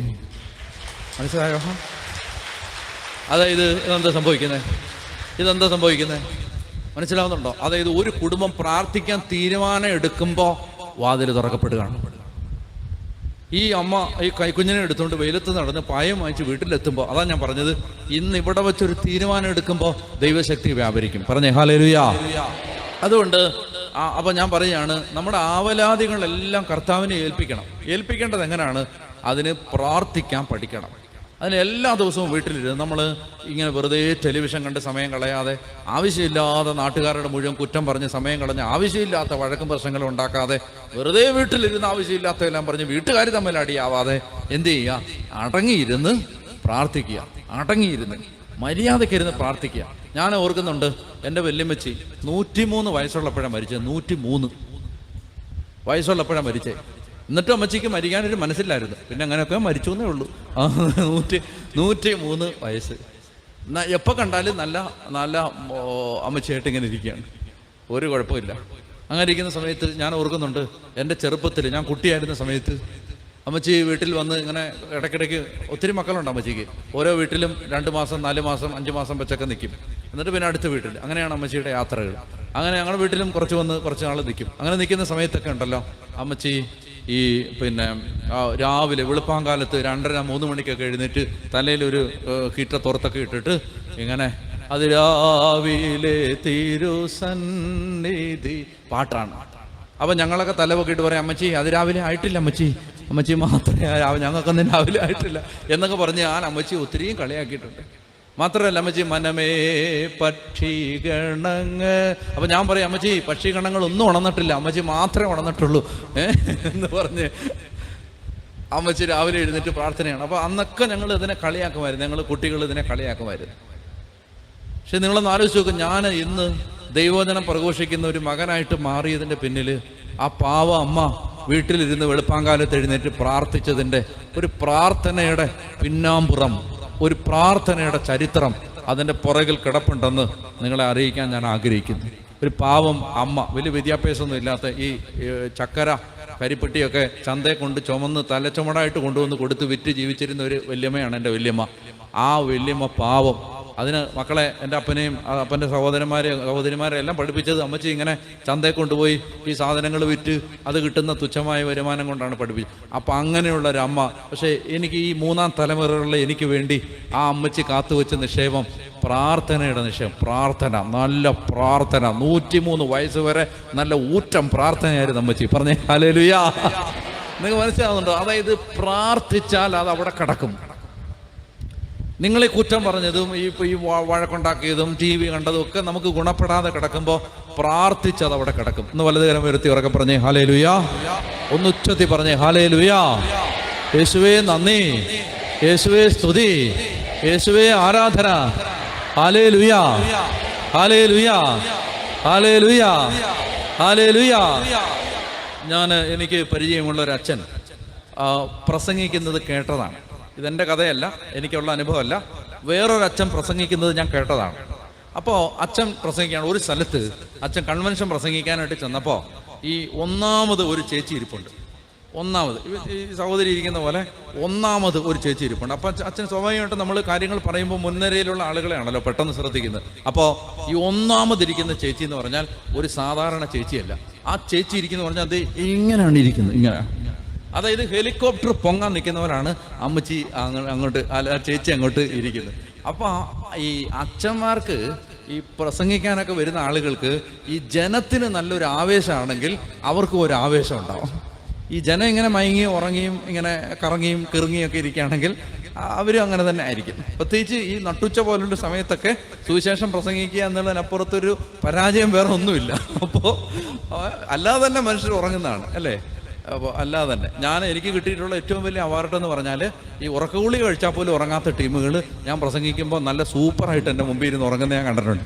അപ്പോൾ അതായത് നല്ല മനസമാധാനവും സ്വസ്ഥതയാണ്, താരാട്ട് പോലാണ് നമ്മൾ പറയുന്ന ആളുകൾക്ക് ഇങ്ങനെ നല്ല കറങ്ങി ഇറങ്ങി.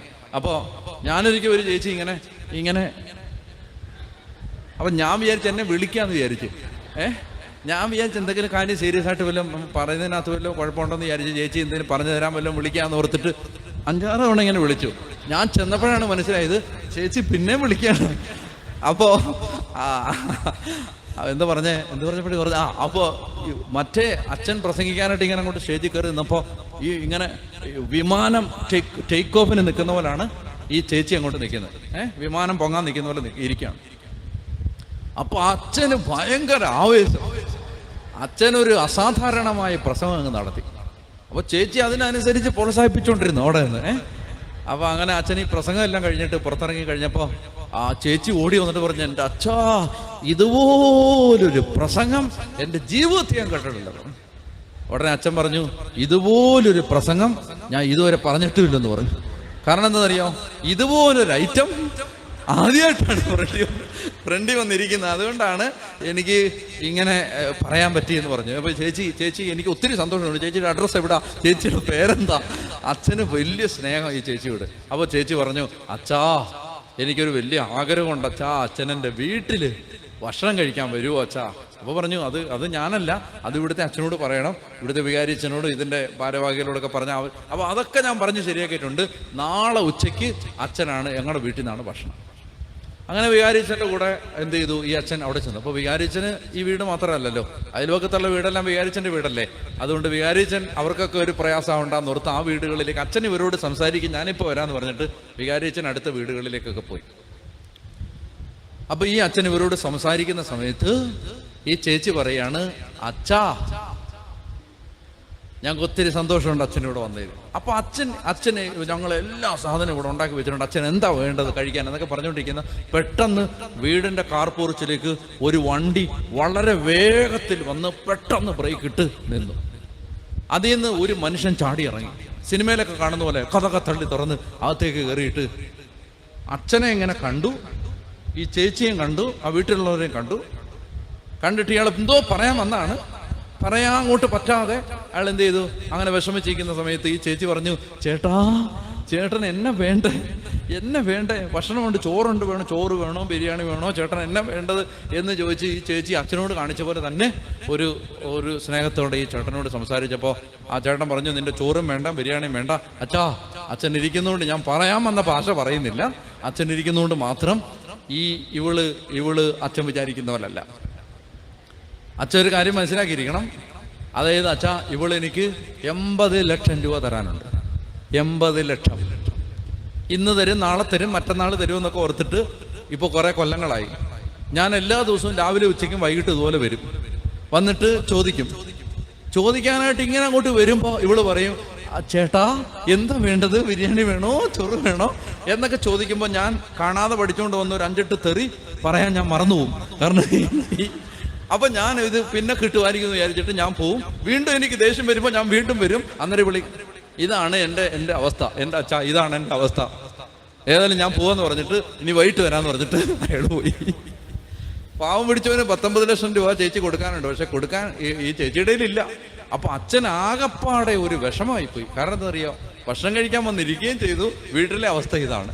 ഉടനെ ഈ ചേച്ചി പറയാണ്, അച്ഛാ, ഇങ്ങേര് ബിസിനസ് ചെയ്ത് എല്ലാം നശിപ്പിച്ച് കളഞ്ഞച്ചാ, എല്ലാം ഉണ്ടായിരുന്നു, എല്ലാം നശിപ്പിച്ച് കളഞ്ഞു. ഇപ്പൊ നമുക്ക് ആകെ സ്വന്തമായിട്ടുള്ളതെന്ന് പറഞ്ഞാൽ ഈ ചോറും കറിയും മാത്രമാണ്, പാത്രം വരെ വാടക അച്ഛാണ്.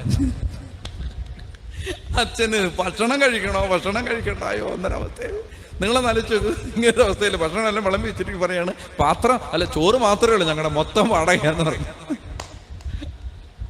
അപ്പൊ അങ്ങനെ ഇരിക്കുന്ന അച്ഛൻ വളരെ ഇറങ്ങി ഓടാൻ പറ്റുമോ? അങ്ങനെ ഇരിക്കുന്ന ഒരു തരത്തിൽ അച്ഛൻ കഴിച്ചില്ല എന്നൊക്കെ വരുത്തി പ്രാർത്ഥിച്ച് ഇറങ്ങാൻ തുടങ്ങുമ്പോൾ ഈ ചേച്ചി പറഞ്ഞു, അച്ഛാ ഇതെല്ലാം ഓർത്ത് അച്ഛൻ വിഷമിക്കൊന്നും വേണ്ട അച്ഛാ. എന്നിട്ട് ആ ചേച്ചി അവിടെ ആ മൂലയ്ക്ക് ചുരുട്ടി വെച്ചിരുന്നൊരു പ്രാർത്ഥന പായ കാണിച്ചു കൊടുത്തു.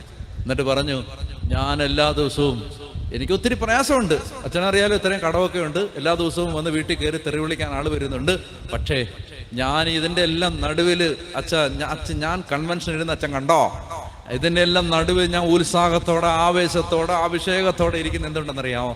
ഞാൻ ഈ പ്രാർത്ഥനാ പായ വിരിച്ചിട്ട് നിലത്തിരിക്കുമ്പോൾ എനിക്കൊരു കാര്യം അറിയാം, എൻ്റെ അപ്പന് ഇഷ്ടം പോലെ സമ്പത്തുണ്ട്, എൻ്റെ അപ്പൻ്റെ കയ്യിൽ ഇഷ്ടം പോലെ സമ്പത്തുണ്ട്, വേണ്ട സമയത്ത് അപ്പൻ എനിക്ക് തന്നോളൂ എന്ന് എനിക്ക് ഈ പായ വിരിച്ചിരിക്കുമ്പോൾ അറിയാം. അച്ഛൻ അവിടെ നിന്ന് പുറത്തിറങ്ങിപ്പോയി. കുറേ കൊല്ലം കഴിഞ്ഞ് എന്ന് പറഞ്ഞ ഒരു 3-4 കൊല്ലം കഴിഞ്ഞിട്ടാവണം അച്ഛൻ വേറൊരു സ്ഥലത്ത് കൺവെൻഷൻ പ്രസംഗിക്കുമ്പോൾ ഇതാ ഈ ഹെലികോപ്റ്റർ പൊങ്ങാൻ റെഡിയായിട്ട് ഇതാ ഫ്രണ്ടിൽ വന്ന് നിൽക്കുന്നു. ഈ ചേച്ചി വന്ന്, അപ്പൊ അച്ഛൻ അങ്ങോട്ട് നോക്കാതിരിക്കാൻ പരമാവധി പരിശ്രമിച്ചു. കാരണം അച്ഛൻ അങ്ങോട്ട് നോക്കിയാൽ പഴയ ഓർമ്മകളെല്ലാം വരും. അതുകൊണ്ട് അങ്ങോട്ട് നോക്കാതെ വേറെ സൈഡിലേക്കെല്ലാം നോക്കി അച്ഛൻ ഒരു തരത്തിൽ കൺവെൻഷൻ കഴിഞ്ഞ് പുറത്തിറങ്ങിയപ്പോൾ അച്ഛന് മനസ്സിലായി ഇന്നങ്ങോട്ട് ശരിയായില്ല. കാരണം എന്താണ്, മൊത്തം ചേച്ചിയെ കണ്ടപ്പോൾ തന്നെ അച്ഛൻ്റെ ഗ്യാസ് പോയി. അപ്പോൾ അത് കഴിഞ്ഞപ്പോൾ ചേച്ചി കൺവെൻഷൻ കഴിഞ്ഞപ്പോൾ ഓടി വരുന്നു, അച്ഛാ. അപ്പൊ അച്ഛൻ മറുവഴിക്ക് ഓടാൻ നോക്കുകയാണ്. കാരണം ഇത് ഭക്ഷണം കഴിക്കാൻ വിളിക്കുകയാണ്, മറ്റേ ചോറ് മാത്രമേ ഉള്ളൂ ചേച്ചിയുടെ, ബാക്കിയെല്ലാം വാടകയാണ്. അപ്പൊ അതുകൊണ്ട് അച്ഛൻ ഓടാൻ നോക്കുക. അപ്പൊ ചേച്ചി ഓടിച്ചിട്ട് പിടിച്ചു, അച്ഛാ അച്ഛൻ ഞങ്ങളുടെ വീട്ടില് ഭക്ഷണം കഴിക്കാൻ വരണേ അച്ഛാ. അച്ഛൻ പറഞ്ഞു, ഞാൻ കുറെ ദിവസമായിട്ട് ഉപവാസത്തിലാണ്, എനിക്ക് ഭക്ഷണമൊന്നും വേണ്ട. എവിടെ അച്ഛൻ അങ്ങനെ പറഞ്ഞ് രക്ഷപ്പെടാന്ന് വിചാരിച്ചപ്പോൾ ചേച്ചി പറഞ്ഞു, അച്ഛൻ എനിക്ക് മനസ്സിലായി ഞങ്ങളുടെ വീട്ടിൽ ദാരിദ്ര്യം കഷ്ടപ്പാട് ഓർത്താണ് അച്ഛൻ വരാത്തതെന്ന് എനിക്ക് മനസ്സിലായി. അച്ഛൻ അതൊന്നും അല്ല കാര്യം പറയട്ടെ, വേറെ കാര്യങ്ങളുണ്ട് പറയട്ടെ. അങ്ങനെ ആ ചേച്ചി പറയാണ്, എനിക്ക് 2 ആൺമക്കളാണ്. അങ്ങനെ മൂത്തവൻ അവന് ബാംഗ്ലൂരിൽ പഠിച്ചുകൊണ്ടിരുന്ന സമയത്ത് അവൻ പഠിക്കാനായിട്ട് പഠിച്ചു കഴിഞ്ഞ് അവൻ പുറത്തിറങ്ങി വന്നപ്പോൾ ഞാനിങ്ങനെ പലരുടെയും കാല് പിടിച്ച് അവന് ഒരു വിദേശ രാജ്യത്ത് ജോലിക്ക് വേണ്ടി ഒരവസരം ഉണ്ടാക്കി. അവൻ വീട്ടിൽ നിന്ന് ഇറങ്ങാൻ തുടങ്ങിയപ്പോൾ, പെട്ടിയെടുത്തിറങ്ങുമ്പോൾ ഞാൻ എൻ്റെ കൊച്ചിനോട് പറഞ്ഞു, മക്കളെ നമുക്ക് തമ്പുരാൻ മാത്രമേ ഉള്ളെന്ന് നിനക്കറിയാമല്ലോ, 5 പൈസയില്ല, കടവും ഭാരവും മാത്രമേ ഉള്ളൂ, മുഴുവൻ ജപ്തിയും ഒക്കെ ആയിരിക്കുന്ന അവസ്ഥയാണ്, ഒന്നുമില്ല, നിനക്കറിയാമല്ലോ നമുക്ക് ദൈവം മാത്രമേ ഉള്ളൂ. അതുകൊണ്ട് മക്കള് അമ്മയുടെ കൺവെട്ടത്തു നിന്ന് ദൂരെ പോയി കഴിയുമ്പോൾ, ഓടി വരാൻ പറ്റാത്തൊരു ദൂരത്തിലേക്ക് പോയി കഴിയുമ്പോൾ, പക്ഷേ കർത്താവിനെ മറന്നേക്കല്ലേടാ മോനെ, കർത്താവിനെ മറക്കല്ലേടാ, നീ കർത്താവിനോട് പ്രാർത്ഥിച്ചോണം. ഒരു 10 മിനിറ്റ് എൻ്റെ മോനെ മക്കൾക്ക് കിട്ടിയാൽ അപ്പം മുട്ടുകുത്തി പ്രാർത്ഥിച്ചോണം. അതിൻ്റെ അച്ഛാ ഞാൻ ഇത് പറഞ്ഞാണ് എൻ്റെ കൊച്ചിനെ വിട്ടേന്ന് പറഞ്ഞു. പ്രാർത്ഥിച്ചോണേടാ മക്കളെ, നമുക്ക് അതേ ഉള്ളെന്ന് പറഞ്ഞു വിട്ടു. ഏതായാലും ഇവൻ അവിടെ ചെന്നു കഴിഞ്ഞപ്പോൾ ഒരു 3 മാസത്തേക്ക് ഇവന് പ്രൊബേഷൻ പീരീഡാണ്, പരീക്ഷണാർത്ഥം ഒരു 3 മാസം ഇവനെ നിർത്തിയിരിക്കുകയാണ്. അപ്പോൾ ഇവനൊരു ക്യാബിനുണ്ട്. ആ ക്യാബിനിൽ ഇവൻ എന്ത് ചെയ്യുന്നറിയാം, ഇവൻ്റെ ജോലിയൊക്കെ ഇത്തിരി ഒതുക്കി കഴിഞ്ഞ് ഒരു ഇൻ്റർവെല് കിട്ടുന്ന സമയത്ത് പെട്ടെന്ന് പോയി ഇച്ചിരി വെള്ളമോ ചായ കുടിച്ചിട്ട് നേരെ വന്ന് അവൻ മുട്ടുകുത്തി പ്രാർത്ഥിക്കും. അമ്മ പഠിപ്പിച്ചതാ, മുട്ടുകുത്തി പ്രാർത്ഥിക്കും. ഉച്ചയ്ക്ക് ലഞ്ച് കഴിഞ്ഞിട്ട് അവൻ ബാക്കി എല്ലാവരും സ്വറ പറയാനും പിടി വലിക്കാനൊക്കെ പോകുന്ന സമയത്ത് അവൻ നേരെ വന്നിട്ട് ഒരു 10 മിനിറ്റ് മുട്ടുകുത്തി പ്രാർത്ഥിക്കും. 1 മാസം കഴിഞ്ഞു. 1 മാസം കഴിഞ്ഞപ്പോൾ ഈ കമ്പനിയുടെ ഉടമസ്ഥൻ ഓരോ തൊഴിലാളികളെയായിട്ട് വിളിച്ച് കണ്ടോണ്ടിരിക്കുമ്പോൾ ഇവന്റെ ഊഴം എത്തിയപ്പോൾ ഇവൻ അങ്ങേരുടെ ക്യാബിനിലേക്ക് കയറി ചെന്നപ്പോൾ ആ കമ്പനിയുടെ ഓണർ പറഞ്ഞു, ഏകദേശം ഒരു വിദേശി, അയാൾ പറഞ്ഞു, നിന്നെ ഞാൻ ഈ കമ്പനിയിൽ തുടർന്ന് ഈ ജോലിയിൽ തുടരാനായിട്ട് ഞാൻ അനുവദിക്കുന്നില്ല, നീ ഇപ്പം തന്നെ റിസൈൻ ചെയ്തോണം, നീ ഇപ്പം തന്നെ രാജിവെച്ച് പോകണം, നിന്നെ ഈ കമ്പനി വേണ്ട. അപ്പോൾ അവൻ പറഞ്ഞു, സാറേ ഞാൻ എന്ത് തെറ്റ്, ഞാൻ ആത്മാർത്ഥമായിട്ട് ജോലി ചെയ്തിട്ടുണ്ട്. അപ്പോൾ അങ്ങേര് പറഞ്ഞു, നിന്നെ ഞാൻ ഈ കമ്പനിയിൽ ജോലിക്ക് എടുത്തത് പ്രാർത്ഥനക്കാരനായിട്ടല്ല, എന്നെ ജോലിക്കാരനായിട്ടാണ്. അപ്പം നീ നീ നീ നീ നീ 10 മിനിറ്റ് കിട്ടിയാൽ നീ മുട്ടുകുത്തി നിൽക്കുകയാണ്, നീ അതിനാണ് ഇവിടെ ജോലിക്ക് വന്നത്, നിന്നെ അതിനല്ല ഞാൻ ഇവിടെ നിർത്തിയത്. അപ്പോൾ ഇവന് മനസ്സിലായി, ആ ഓരോ ക്യാബിനിലും ക്യാമറയുണ്ട്, ക്യാമറയിലൂടെ ഇങ്ങേര് കാണുന്നുണ്ടേതാ ഇവൻ 10 മിനിറ്റ് കഴിഞ്ഞിട്ട് ഞാൻ മുട്ടുകുത്തി നിൽക്കുകയാണ്. അപ്പോൾ ഇവൻ പറഞ്ഞു, സാറിന് എൻ്റെ അവസ്ഥ അറിയാൻ പാടില്ല എന്നിട്ടാണ്. അപ്പോൾ അവസ്ഥയെല്ലാം വിവരിച്ചു, വീട്ടിലെ അവസ്ഥയെല്ലാം പറഞ്ഞു, ഒന്ന് സാറേ എന്നെ പറഞ്ഞു വിടരുത്. അമ്മ എന്നോട് വീട്ടിൽ നിന്ന് ഇറങ്ങിയപ്പോൾ ഒറ്റ കാര്യം പറഞ്ഞുള്ളൂ, മക്കളെ നമുക്ക് ദൈവം മാത്രമേ ഉള്ളൂ കേട്ടോ, അതുകൊണ്ട് മോനെ ജോലിയൊക്കെ കഴിഞ്ഞ് ഒരു 10 മിനിറ്റ് കിട്ടിയാൽ പ്രാർത്ഥിച്ചോണമെന്ന് പറഞ്ഞാൽ വിട്ടത്. ചെറുപ്പത്തിലെ അമ്മ പഠിപ്പിച്ചു തന്ന രീതിയാണ്, അത് മാറത്തില്ല. ഞാൻ ജോലിയെല്ലാം ചെയ്തിട്ടല്ലേ സാറേ മുട്ടുകുത്തി പ്രാർത്ഥിച്ചത്, ഞാൻ പ്രാർത്ഥിക്കുന്നതുകൊണ്ട് സാറിന് കമ്പനിക്കും അല്ലേ സാറേ അനുഗ്രഹം കിട്ടുന്നത്. എന്നൊക്കെ പറഞ്ഞപ്പോൾ ആ മനുഷ്യൻ കണ്ണുനീരോടുകൂടി അയാൾ പറഞ്ഞു, നിന്നെ ഞാൻ ഈ ജോലിയിൽ നിന്ന് പിരിച്ചു വിടുന്നു എന്ന് പറഞ്ഞത് കള്ളമല്ല, ഈ ജോലിയിൽ നിന്ന് ഞാൻ പിരിച്ചു വിടുകയാണ്. എന്നിട്ട് എനിക്കൊരു കാര്യം അറിയോ, ഞാൻ കല്യാണം കഴിച്ചിട്ടില്ല, എനിക്ക് മക്കളില്ല, എനിക്ക് ആരുമില്ല. നിന്നെ എൻ്റെ ജോലിക്കാരൻ എന്ന നിലയിൽ നിന്ന് പിരിച്ചു വിട്ടിട്ട് എൻ്റെ മകനായിട്ട് ഞാനിങ്ങനെ ദത്തെടുക്കാൻ പോവാണ്. ഇത് പറയാണ്, നിന്നെ എൻ്റെ മകനായിട്ട് ഞാനിങ്ങനെ എടുക്കാൻ പോവാണ്. അപ്പൊ അച്ഛൻ ഇത് കേട്ടിങ്ങനെ അന്തിച്ച് നിൽക്കുകയാണ്. ഈ ചേച്ചി പറയാണ്, അച്ഛനോട് ഞാൻ പറഞ്ഞില്ലേ എന്ന്, ഈ പ്രാർത്ഥനാപ്പായ കാണിച്ചിട്ട് ഞാൻ പറഞ്ഞില്ലേ, എൻ്റെ അപ്പൻ്റെ കയ്യിൽ ഇഷ്ടം പോലെ പണമുണ്ട്, എനിക്ക് വേണ്ട സമയത്ത് അപ്പൻ തന്നോളൂ. അപ്പൊ ഈ ചേച്ചി പറയാണ്, ഞങ്ങളുടെ കടമെല്ലാം വീട്ടി, ഞങ്ങൾക്ക് വീടും സ്ഥലമെല്ലാം ഉണ്ടായി, ഞങ്ങളുടെ ബാധ്യതയെല്ലാം തീർന്ന് ഇപ്പൊ എല്ലാം ഞങ്ങളുടെ സ്വന്തമാണച്ചാ, അതുകൊണ്ട് അച്ഛൻ ഞങ്ങളുടെ വീട്ടിൽ വന്ന് ഭക്ഷണം കഴിക്കുക. ഞാനിത് നിങ്ങളോട് പറഞ്ഞതെന്നറിയാം, എന്നെ ഇത് വളരെയധികം സ്പർശിച്ചു ഈ സംഭവം. കാരണം ഒരമ്മ വേറെ ഒരു വഴിക്കും ശ്രദ്ധിക്കാതെ ദൈവത്തിൽ ആശ്രയം വെച്ചപ്പോ, അതുകൊണ്ടാണ് ഞാൻ പറഞ്ഞത്, നിങ്ങളൊരു പ്രാർത്ഥനാ പായ വാങ്ങണം, ആ പായ വിരിക്കണം, എന്നിട്ട് അവിടെ ഇരുന്നിട്ട് ദൈവത്തോട് നിങ്ങളുടെ ആവലാദികൾ പറയണം. പറഞ്ഞേ ഹല്ലേലൂയാ, പുറകെ പറഞ്ഞേ ഹല്ലേലൂയാ, പുറകെ പറഞ്ഞേ ഹല്ലേലൂയാ, ഹല്ലേലൂയാ, ഹല്ലേലൂയാ, ഹല്ലേലൂയാ. ഒന്ന് വേഗം ഒന്ന് എഴുന്നേറ്റ്. അതുകൊണ്ട് പ്രാർത്ഥനയ്ക്ക് ഒരു വരം കിട്ടാൻ വേണ്ടി നമ്മൾ ഒന്ന് പ്രാർത്ഥിച്ചിട്ടിരിക്കാം. ഒന്ന് നല്ലപോലെ ഒന്ന് ശക്തമായിട്ടൊന്ന് കർത്താവിനോട് പ്രാർത്ഥിക്കാൻ, അതായത് പ്രാർത്ഥിക്കാനുള്ള മടുപ്പ്, മന്ദത, അലസത, ക്ഷീണം, ഉദാസീനത, താല്പര്യക്കുറവ്, പ്രാർത്ഥിക്കുമ്പോഴുള്ള മടി എല്ലാം മാറാൻ. ഈ ശരീരത്തിന് നമ്മൾ പ്രാർത്ഥിക്കുന്നത് ഇഷ്ടമല്ല. ഞാൻ എന്താ പറഞ്ഞത്? ഈ ശരീരത്തിന് നമ്മൾ പ്രാർത്ഥിക്കുന്നത് ഇഷ്ടമല്ല. നിങ്ങളുടെ ശരീരത്തിന് നിങ്ങൾ പ്രാർത്ഥിക്കുന്നത് ഇഷ്ടമാണോ? അല്ല. അതുകൊണ്ട് നിങ്ങൾ എപ്പോൾ പ്രാർത്ഥിക്കാൻ തുടങ്ങിയാലും നിങ്ങളുടെ ശരീരം പ്രാർത്ഥനയ്ക്ക് തടസ്സം ഉണ്ടാക്കും. അതുകൊണ്ടാണ് ഈശോ പറഞ്ഞത്, ആത്മാവ് സന്നദ്ധമാണെങ്കിലും ശരീരം ബലഹീനമാണ്. ആത്മാവ് സന്നദ്ധമാണെങ്കിലും ശരീരം ബലഹീനമാണ്. നിങ്ങളൊരു കാര്യം മനസ്സിലാക്കണം, നിങ്ങളൊരു പ്രാർത്ഥനാപ്പായ വിരിക്കുമ്പോൾ സാത്താന്റെ സാമ്രാജ്യം ഞെട്ടി വിറയ്ക്കാൻ തുടങ്ങും. നിങ്ങളൊരു പ്രാർത്ഥനാപ്പായ വിരിക്കുമ്പോൾ പിശാചിന്റെ ദൂതന്മാര് ഞെട്ടി വിറയ്ക്കാൻ തുടങ്ങും. അതാണ് ഒരു പ്രാർത്ഥനാ മുറിയുടെ ശക്തി. ഹന്ന എന്ന് പറയുന്ന ഒരു സ്ത്രീ ഏലി എന്ന് പറയുന്ന പുരോഹിതന്റെ മുമ്പിൽ ഒരു കുഞ്ഞിനെ എടുത്ത് ഉയർത്തി കാണിച്ചിട്ട് പറഞ്ഞു, ഈ കുഞ്ഞ് സാമുവേല്, കഴിഞ്ഞ കൊല്ലം ഞാൻ ഇവിടെ വന്ന് നിന്റെ മുമ്പിൽ നിന്ന് പ്രാർത്ഥിക്കുമ്പോൾ ഈ കുഞ്ഞ് എൻ്റെ മനസ്സിലായിരുന്നു, ഇപ്പോൾ ഈ കുഞ്ഞ് എൻ്റെ കയ്യിലുണ്ട്. നീ മനസ്സിൽ കാണുന്നത് നിന്റെ കയ്യിലെത്തും, നീ പ്രാർത്ഥനാ മുറിയിലിരുന്നാൽ. പറഞ്ഞേ ഹല്ലേലൂയാ, ഹല്ലേലൂയാ. അപ്പൊ നമ്മള് ഒരു പ്രാർത്ഥനാ പായ വിരിച്ച് ദൈവസന്നിധിയിൽ ഇരുന്ന് നമ്മൾ എന്ത് ചെയ്യണമെന്നറിയാമോ? നമ്മുടെ ആവലാദികളും വിഷമങ്ങളും എല്ലാം നമ്മുടെ ദൈവത്തോട് പറയണം. ഇത് നമ്മുടെ ജീവിതത്തിലെ ഏറ്റവും പ്രധാനപ്പെട്ട ദിനചര്യകളിൽ ഒന്നായി മാറണം. നമ്മൾ ദൈവത്തോടിരുന്ന് പറയണം. 57-ാം സങ്കീർത്തനത്തിന്റെ 2-ാമത്തെ വാക്യം, അത്യുന്നതനായ ദൈവത്തെ ഞാൻ വിളിച്ചപേക്ഷിക്കുന്നു, എനിക്ക് വേണ്ടി എല്ലാം ചെയ്തു തരുന്ന ദൈവത്തെ തന്നെ. വചനം പറയുകയാണ്, അത്യുന്നതനായ ദൈവത്തെ ഞാൻ വിളിച്ചപേക്ഷിക്കുന്നു, എനിക്ക് വേണ്ടി എല്ലാം ചെയ്തു തരുന്ന ദൈവത്തെ തന്നെ. ഒന്നാം വചനം പറഞ്ഞ്, അത്യുന്നതനായ ദൈവത്തെ ഞാൻ വിളിച്ചപേക്ഷിക്കുന്നു, എനിക്ക് വേണ്ടി എല്ലാം ചെയ്തു തരുന്ന. അതായത് നമ്മൾ മനസ്സിലാക്കേണ്ടത്, എൻ്റെ പ്രിയപ്പെട്ട സഹോദരങ്ങളെ, നമ്മൾ പലവിധമായ ഞെരുക്കങ്ങളിൽ പെട്ട് കഴിയുമ്പോൾ, പലവിധമായ മനപ്രയാസങ്ങളിൽ ജീവിക്കുമ്പോൾ, കുടുംബത്തിലൊക്കെ സമാധാനമില്ലാതെ ജീവിക്കുന്ന സമയത്ത് നമുക്ക് ദൈവത്തിന് നമ്മളോട് സ്നേഹമുണ്ടോ എന്ന് നമുക്ക് തോന്നാനിടയുണ്ട്. നമ്മുടെ ദൈവം നമ്മുടെ കാര്യമൊന്നും കാണുന്നില്ലേ എന്ന് നമുക്ക് തോന്നാനിടയുണ്ട്. പ്രിയ സഹോദരി സഹോദരന്മാരെ, നമ്മൾ മനസ്സിലാക്കേണ്ടത്, നമ്മുടെ ദൈവം നമ്മളെക്കുറിച്ച് വിചാരമുള്ളൊരു ദൈവമാണ്.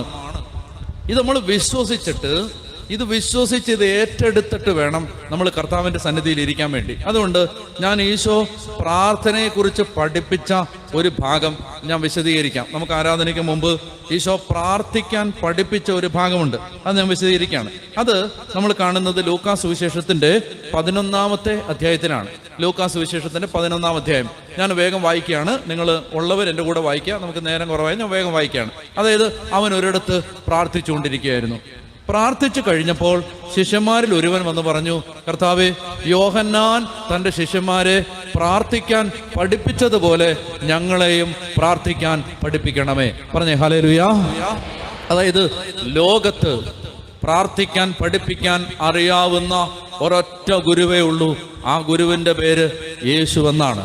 നിങ്ങൾക്ക് പ്രാർത്ഥിക്കാൻ കഴിയുന്നില്ലെങ്കിൽ, നിങ്ങൾക്ക് പ്രാർത്ഥന മടുപ്പാണെങ്കിൽ, നിങ്ങൾക്ക് പ്രാർത്ഥന ഒരു ബുദ്ധിമുട്ടായി മാറുന്നുണ്ടെങ്കിൽ നിങ്ങൾ യേശുവിനോട് പറയണം, യേശുവേ ഞങ്ങളെ പ്രാർത്ഥിക്കാൻ പഠിപ്പിക്കണമേ, പ്രാർത്ഥിക്കാൻ ഒരു കൃപ തരണമേ, പ്രാർത്ഥിക്കാൻ ഒരു വരം തരണമേ, പ്രാർത്ഥിക്കാനുള്ളൊരു മനസ്സ് തരണമേ, പ്രാർത്ഥിക്കാൻ എൻ്റെ ശരീരത്തെ അങ്ങ് പഠിപ്പിക്കണമേ. അതുകൊണ്ട് അപ്പസ്തോലന്മാർക്ക് ഈ വിവരം അറിയാവുന്നത് കൊണ്ട് അപ്പസ്തോലന്മാർ യേശുവിൻ്റെ അടുത്ത് വന്ന് യേശുവിനോട് ആവശ്യപ്പെട്ടു, അത്ഭുതം പ്രവർത്തിക്കാൻ പഠിപ്പിക്കണമെന്നല്ല, രോഗശാന്തി കൊടുക്കാൻ പഠിപ്പിക്കണമെന്നല്ല, വലിയ പൈശാചിക ശക്തികളെ ബഹിഷ്കരിക്കുന്ന എങ്ങനെയാണെന്ന് പഠിപ്പിക്കണമെന്നല്ല.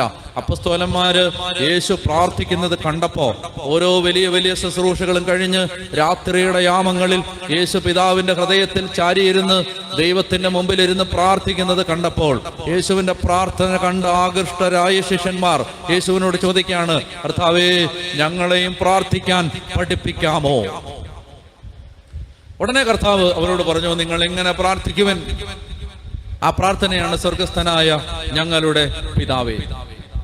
ഇനി നമ്മൾ വിചാരിച്ചു വെച്ചിരിക്കുന്നത് അത്രയും കൊണ്ട് യേശു പ്രാർത്ഥിക്കാൻ പഠിപ്പിച്ചത് നിർത്തിയെന്നാണ്. എന്നാൽ അത്രയും കൊണ്ട് യേശു നിർത്തിയില്ല. കാണാതെ പഠിച്ചു ചൊല്ലാൻ ഒരു പ്രാർത്ഥന കൊടുത്തിട്ട് പ്രാർത്ഥനയെക്കുറിച്ചുള്ള പ്രബോധനം യേശു അവസാനിപ്പിച്ചില്ല. മനസ്സിലാവുന്നുണ്ടോ? യേശു പിന്നെയും പറയുന്നുണ്ട്. ആ ഭാഗമാണ് നമ്മൾ വായിച്ച് മനസ്സിലാക്കേണ്ടത്.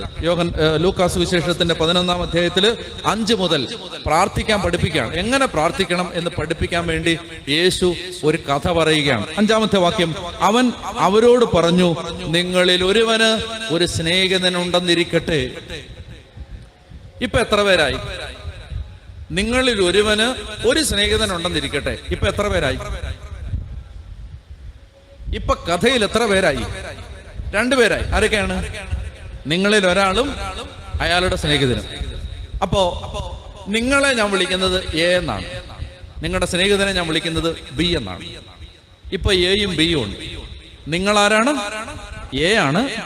നിങ്ങളുടെ സുഹൃത്തിന്റെ പേര് ബി എന്നാണ്. അപ്പൊ നിങ്ങളിൽ എക്ക് ബി എന്ന് പറയുന്ന ഒരു സ്നേഹിതനുണ്ടെന്നിരിക്കട്ടെ. അർദ്ധരാത്രി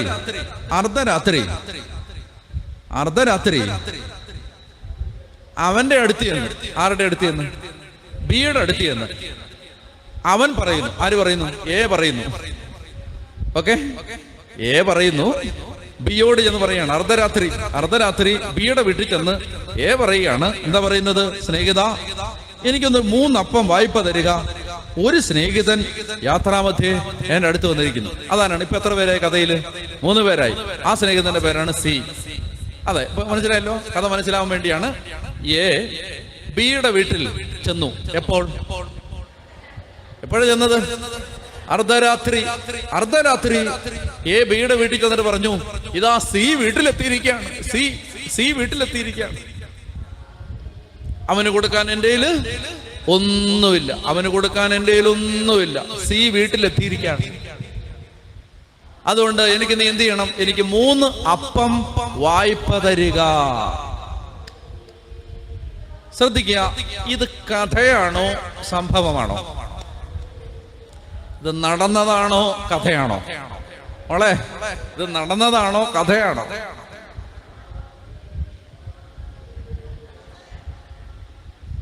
അമ്മച്ചി, ഇത് നടന്നതാണോ കഥയാണോ? നടന്നതാണോ? അല്ല, ഇത് കഥയാണ്. അങ്ങനെയാണെങ്കിൽ, ഇത് കഥയാണെങ്കിൽ ഈ കഥ എഴുതിയത് ആരാണ്? യേശു. അപ്പൊ ഈ കഥ ഉണ്ടാക്കിയത് യേശുവാണ്. പ്രാർത്ഥിക്കേണ്ടത് എങ്ങനെയെന്ന് പഠിപ്പിക്കാൻ ഈ കഥ ഉണ്ടാക്കിയത് യേശുവാണെങ്കിൽ എന്റെ ബലമായ സംശയം, എന്തിനാണ് യേശു രാത്രിയിൽ വന്ന ഒരു സ്നേഹിതന്റെ കഥ പറയുന്നത്? ഈ സ്നേഹിതന് പകല് വന്നൂടെ? സ്നേഹിതന്മാര് സാധാരണഗതിയിൽ പാതിരാത്രിക്കാണോ വരുന്നത്? കള്ളന്മാരൊക്കെ അല്ലേ രാത്രി വരുന്നത്? സ്നേഹിതന്മാര് പകലല്ലേ വരുന്നത്? അപ്പൊ എന്തിന്? അപ്പൊ ഈശോ ഉണ്ടാക്കിയ കഥയാണ്. അതുകൊണ്ട് യേശു ഒരു സമയം പറഞ്ഞിട്ടുണ്ടെങ്കിൽ ആ സമയം വളരെ പ്രധാനപ്പെട്ടതാണ്. പ്രാർത്ഥിക്കേണ്ടത് എങ്ങനെയെന്ന് പഠിപ്പിക്കാൻ ആവശ്യപ്പെട്ട ശിഷ്യന്മാരോട് പറഞ്ഞ കഥയില് ഓർക്കാപ്പുറത്ത് കയറി വന്ന സ്നേഹിതൻ കയറി വന്നത് അർദ്ധരാത്രിയിലാണ്. അർദ്ധരാത്രിയിൽ അറിയിക്കാതെ വരുന്ന സ്നേഹിതൻ ആരാണ്? ഈശോ അല്ല. അർദ്ധരാത്രിയിൽ അറിയിക്കാതെ വരുന്ന സ്നേഹിതൻ ആരാണ്? ആ സമയത്ത്, പ്രതീക്ഷിക്കാത്ത സമയത്ത്, ഒരു സ്നേഹിതനെയും എക്സ്പെക്ട് ചെയ്യാതെ മൂടിപ്പൊതച്ച് കിടന്നുറങ്ങിക്കൊണ്ടിരുന്ന സമയത്ത് ഓർക്കാപ്പുറത്ത് കയറി വരുന്ന സ്നേഹിതൻ ആണ് ജീവിതത്തിലെ ദുരന്തങ്ങൾ. ജീവിതത്തിലെ ദുരന്തങ്ങൾ, ജീവിതത്തിലെ ദുഃഖങ്ങൾ, ജീവിതത്തിലെ രോഗങ്ങൾ, മക്കളെക്കുറിച്ച് കേൾക്കുന്ന ആവശ്യമില്ലാത്ത കാര്യങ്ങൾ, കുടുംബത്തെ ഞെരുക്കുന്ന ചില അപ്രതീക്ഷിത ദുഃഖങ്ങൾ. അതെന്താണ്? ഓർക്കാപ്പുറത്ത് കയറി വരുന്ന സ്നേഹിതനാണ്. ഇനി അത് ശത്രുവല്ല. ഈശോ അത് ആരാണെന്ന് പറഞ്ഞേ? സ്നേഹിതനാണ്. ജീവിതത്തിൽ സംഭവിച്ച ഒരു ദുരിതങ്ങളെയും ഒരു ശല്യമായോ ഒരു ആവശ്യമില്ലാത്തതായോ കാണരുതെന്നാണ് ഈശോ പറയുന്നത്. എല്ലാ ദുഃഖങ്ങളും നമുക്ക് ഗുണം ചെയ്തിട്ടുണ്ട്. ഉണ്ടോ? എല്ലാ ദുഃഖങ്ങളും നമുക്ക് ഗുണം ചെയ്തിട്ടുണ്ട്. സമയമില്ല എങ്കിലും പെട്ടെന്നൊരു കഥ പറയാം. ഒരു വല്യപ്പച്ചൻ ട്രെയിൻ കയറാൻ വേണ്ടി നിൽക്കുകയാണ്. തമ്പാനൂർ റെയിൽവേ സ്റ്റേഷനിൽ ട്രെയിൻ കയറാൻ വേണ്ടി നിൽക്കുകയല്ല, ഇങ്ങനെ വരികയാണ്. വടിയൊക്കെ കുത്തി അപ്പച്ചന് നടക്കാൻ വയ്യ, ഇങ്ങനെ പതുക്കെ വരികയാണ്. അങ്ങനെ വരുന്ന സമയത്ത് പാലക്കാടേക്ക് അപ്പച്ചന് പോകണം. ഇപ്പോഴത്തെ സാഹചര്യം വെച്ച് ചിന്തിക്കരുത്. എൻ്റെ കഥയിലെ അപ്പച്ചൻ പാലക്കാട് പോകാൻ തമ്പാനൂരിൽ നിന്ന് ഒറ്റ ട്രെയിനേ ഉള്ളൂ. ഇന്നിപ്പോൾ ഈ ട്രെയിൻ പോയാൽ നാളെ അടുത്ത ട്രെയിൻ നാളെ വൈകിട്ടേ ഉള്ളൂ. അപ്പച്ചൻ ഇങ്ങനെ വന്നിട്ട് തൊട്ടടുത്തൊരു വീടുണ്ട്. ആ വീട്ടിലെ ഒരു വലിയ കൂറ്റൻ അൽസേഷ്യൻ നായയും കൈ പിടിച്ച് ഒരു ചെറുപ്പക്കാരൻ ഗേറ്റൊക്കെ പകുതി തുറന്ന് ഇങ്ങനെ നിൽപ്പുണ്ട്. അവനോട് ഈ വല്യപ്പൻ ചോദിച്ചു, മക്കളെ പാലക്കാട് പോകാനുള്ള ട്രെയിൻ എപ്പോഴാടാ? അപ്പൊ ഈ ചെറുപ്പക്കാരൻ പറഞ്ഞു, ഈ ട്രെയിനാണ് പാലക്കാട് പോകുന്നത് അപ്പച്ചാ, പെട്ടെന്ന് കയറിക്കോ, ഇപ്പൊ കയറിയില്ലെങ്കിൽ ട്രെയിൻ. അപ്പൊ പറഞ്ഞു, ഈ ട്രെയിൻ പോയാലോ? ഇനി ഈ ട്രെയിൻ പോയാ നാളെ വൈകിട്ടേ ഉള്ളൂ അടുത്ത ട്രെയിൻ. അയ്യോ ദൈവമേ, ട്രെയിൻ പോയോ എന്ന് ചോദിച്ചോണ്ട് അപ്പച്ചൻ ഇങ്ങനെ വെപ്രാളപ്പെട്ട് ട്രെയിനെ കയറാൻ വേണ്ടി റെയിൽവേ സ്റ്റേഷനിലേക്ക് നടക്കുമ്പോ ഇവനി പട്ടി അഴിച്ചു വിട്ടു. അമ്മച്ചി പട്ടി അഴിച്ചു വിട്ടു. ഇതൊരു സിനിമയാണെങ്കിൽ, എന്റെ വന്നമ്മച്ചി, ഇതൊരു സിനിമയാണെങ്കിൽ അടുത്ത സീൻ എന്താണെന്നറിയാം? പറ, അടുത്ത സീൻ എന്താ? നടക്കാൻ വയ്യാത്ത വല്യപ്പച്ചൻ. അടുത്ത സീൻ എന്തായിരിക്കും? പണ്ട് ഈ പ്രായമുള്ള വല്യച്ചന്മാര് താമസിക്കുന്ന പ്രീസ്റ്റ് ഹോമുകളുണ്ട്. റിട്ടയർ ചെയ്ത അച്ഛന്മാർ താമസിക്കുന്ന പ്രീസ്റ്റ് ഹോമുകളുണ്ട്. ഇവിടെ കൊണ്ടോന്ന് എനിക്കറിയില്ല. അപ്പൊ ആ പ്രീസ്റ്റ് ഹോമിലെ രണ്ട് അച്ഛന്മാർ തീരെ വയ്യാത്തവരാ, ഒട്ടും വയ്യ, സ്റ്റെപ്പുകളിലും കയറാൻ വയ്യാത്തവരാണ്. അവരിങ്ങനെ വഴി കൂടെ ഇങ്ങനെ തത്തി നടക്കുമ്പോൾ ആരണ്ട് പറഞ്ഞു, അച്ഛന്മാരെ ഓടിക്കോ, ആന വരുന്നുണ്ട് എന്ന് പറഞ്ഞു. അടുത്ത സീൻ എന്താ പറയുക? അച്ഛന്മാർ രണ്ടുപേരും മതിലേ കയറി കാലാട്ടിക്കൊണ്ടിരിക്കുന്നു. പടി കയറാൻ വയ്യാത്ത ആളുകളാണ്. മനസ്സിലായില്ലേ? എന്ന് പറഞ്ഞ പോലെ ഈ പട്ടി അഴിച്ചു വിട്ട് കഴിഞ്ഞാൽ സിനിമയാണെങ്കിൽ അടുത്ത സീൻ എന്തായിരിക്കും?